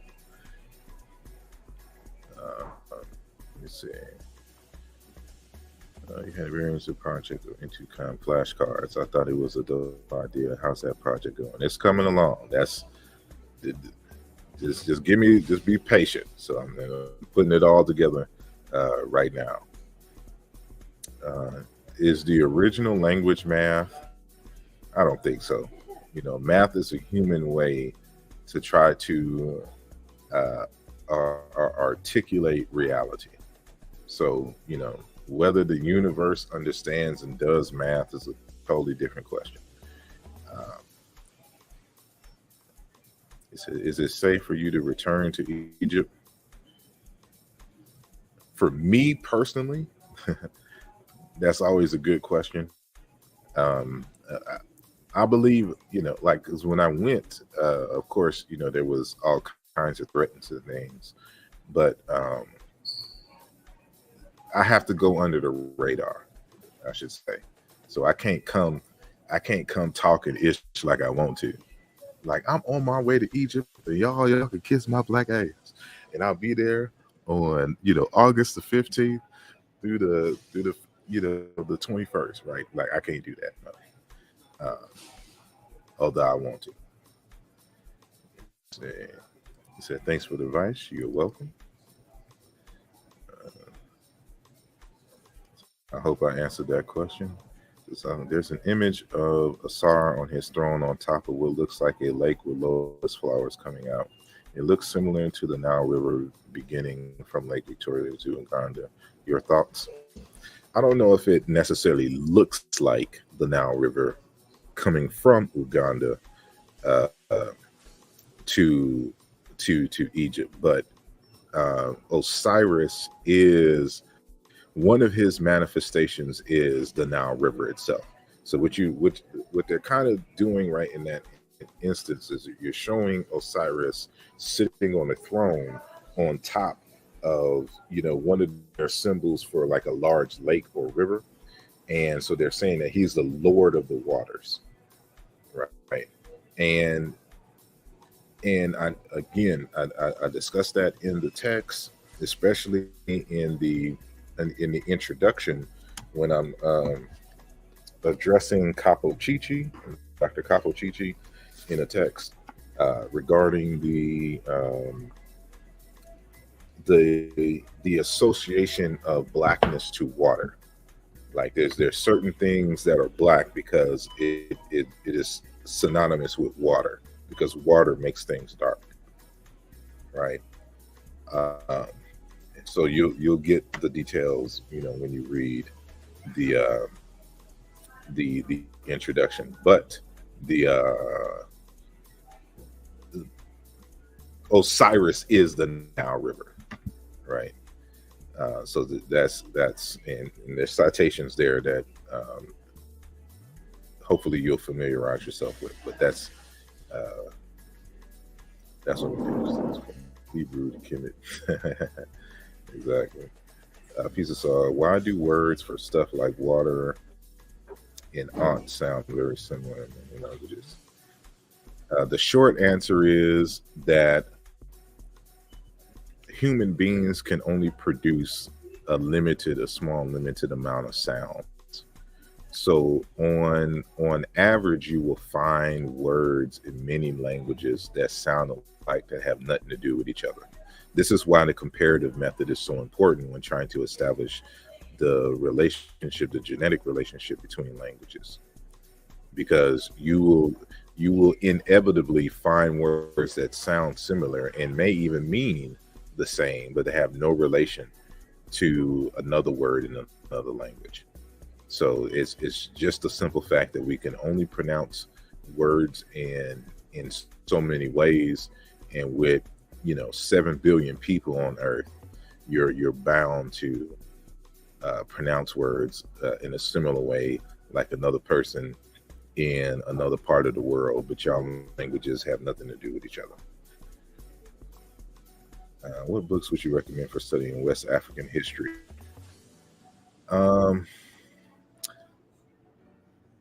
I would start off with Molefe Kitty Asante's book on Africa and go from there. What's the book that I'm talking about?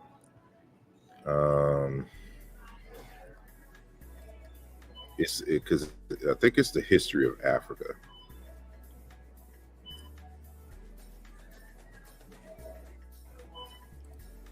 There we go. Let me see if I can, because it's another book too that I want to deal with. Dr. Asani got damn near 100 books, but it's one in particular that I'm trying to remember and find.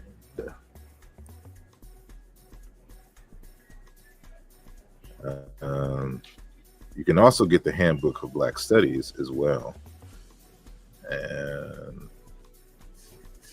But yeah, this book I think will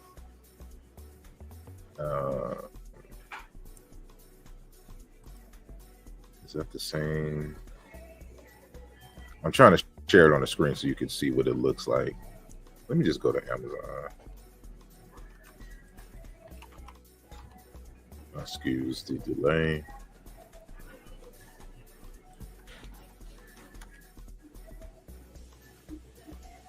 So this is the book for those who are wondering. Let me share my screen. All right. So this is a good text here. The History of Africa, 3rd edition, by Dr. Molefe Kitty Asante. The Quest for Eternal Harmony. And this will start you on your journey. Here's another great book, The Great Kingdoms of Africa, by John Parker. But who is a good West African?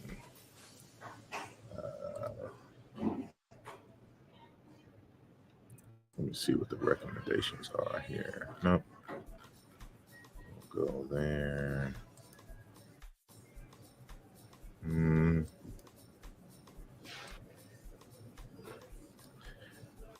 I haven't read this, so I can't recommend it. But, here's a source. This is West Africa in History, Volume 1, before 1800, W.F. Canton. So you can see this book here. You get a good preview of the text. When was this published? Did we skip that? So this is from 1960 1965. So this, keep in mind, is information up to 1965. This will give you a good foundation here. But yeah, I would start off with Dr. Asante's text.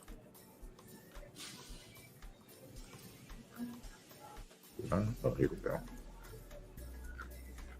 So when was this third edition released? 2019. So this is more up to date.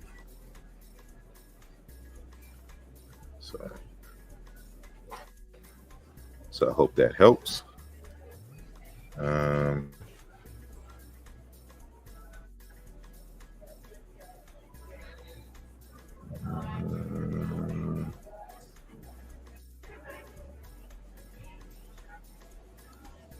So it says, do you think Egyptians were more advanced than mainstream narrative argues?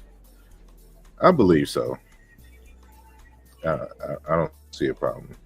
Or it's just that they are, they have a number of techniques that we've lost, you know. So it seems more advanced, but they probably had just a very primitive and simple way of doing things. It just seems miraculous to us. So by studying Boolean logic, we'll understand language better. You'll understand computers better. You understand certain aspects of mathematics and argumentation better. You wouldn't necessarily understand the nature of human languages better. Remember, so there's two forms of languages: informal languages and formal languages. So when you're dealing with Boolean logic, you're dealing with a formal language, or you're dealing with an assessment in a formal language, because Boolean is a yes or no. You know, now you can use it to understand like divination systems, like in the Ifa tradition. So, you know, because Ifa deals with Boolean logic.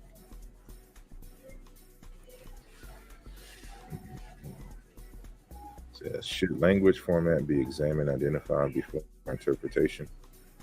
Should language format? Can you clarify your question for me? And I'll come back to it. Yep, I would recommend that too. And that book still holds up to this date. So that's a very good recommendation.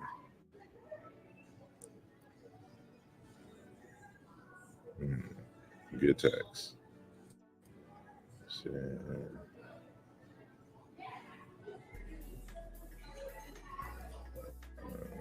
any comments to make on what's going on with West African countries in their coup d'etat? Not sure the mentality is in the right place, but happy to see them fighting for their freedom. Yeah, I'm holding my judgment until I learn more, because one thing I do understand about coups is that they never really have a plan, a theoretical framework and a plan for the country. They just know that they don't agree with something, so their way of solving the problem is by force, by taking over the government.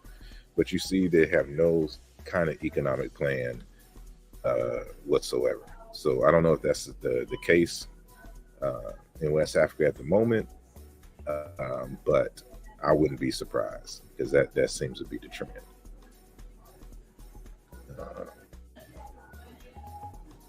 Let me see.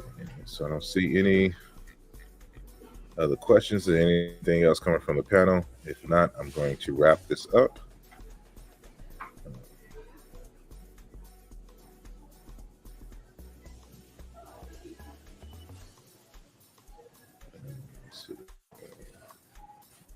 Those bells you're talking about on that video in Swahili, we call them in Chuga. Those bells on the legs. Indeed. And that would be a good research project for to see how extensive those dances are, and if they originate from a single place. You know, maybe the Sudan is a dispersal point.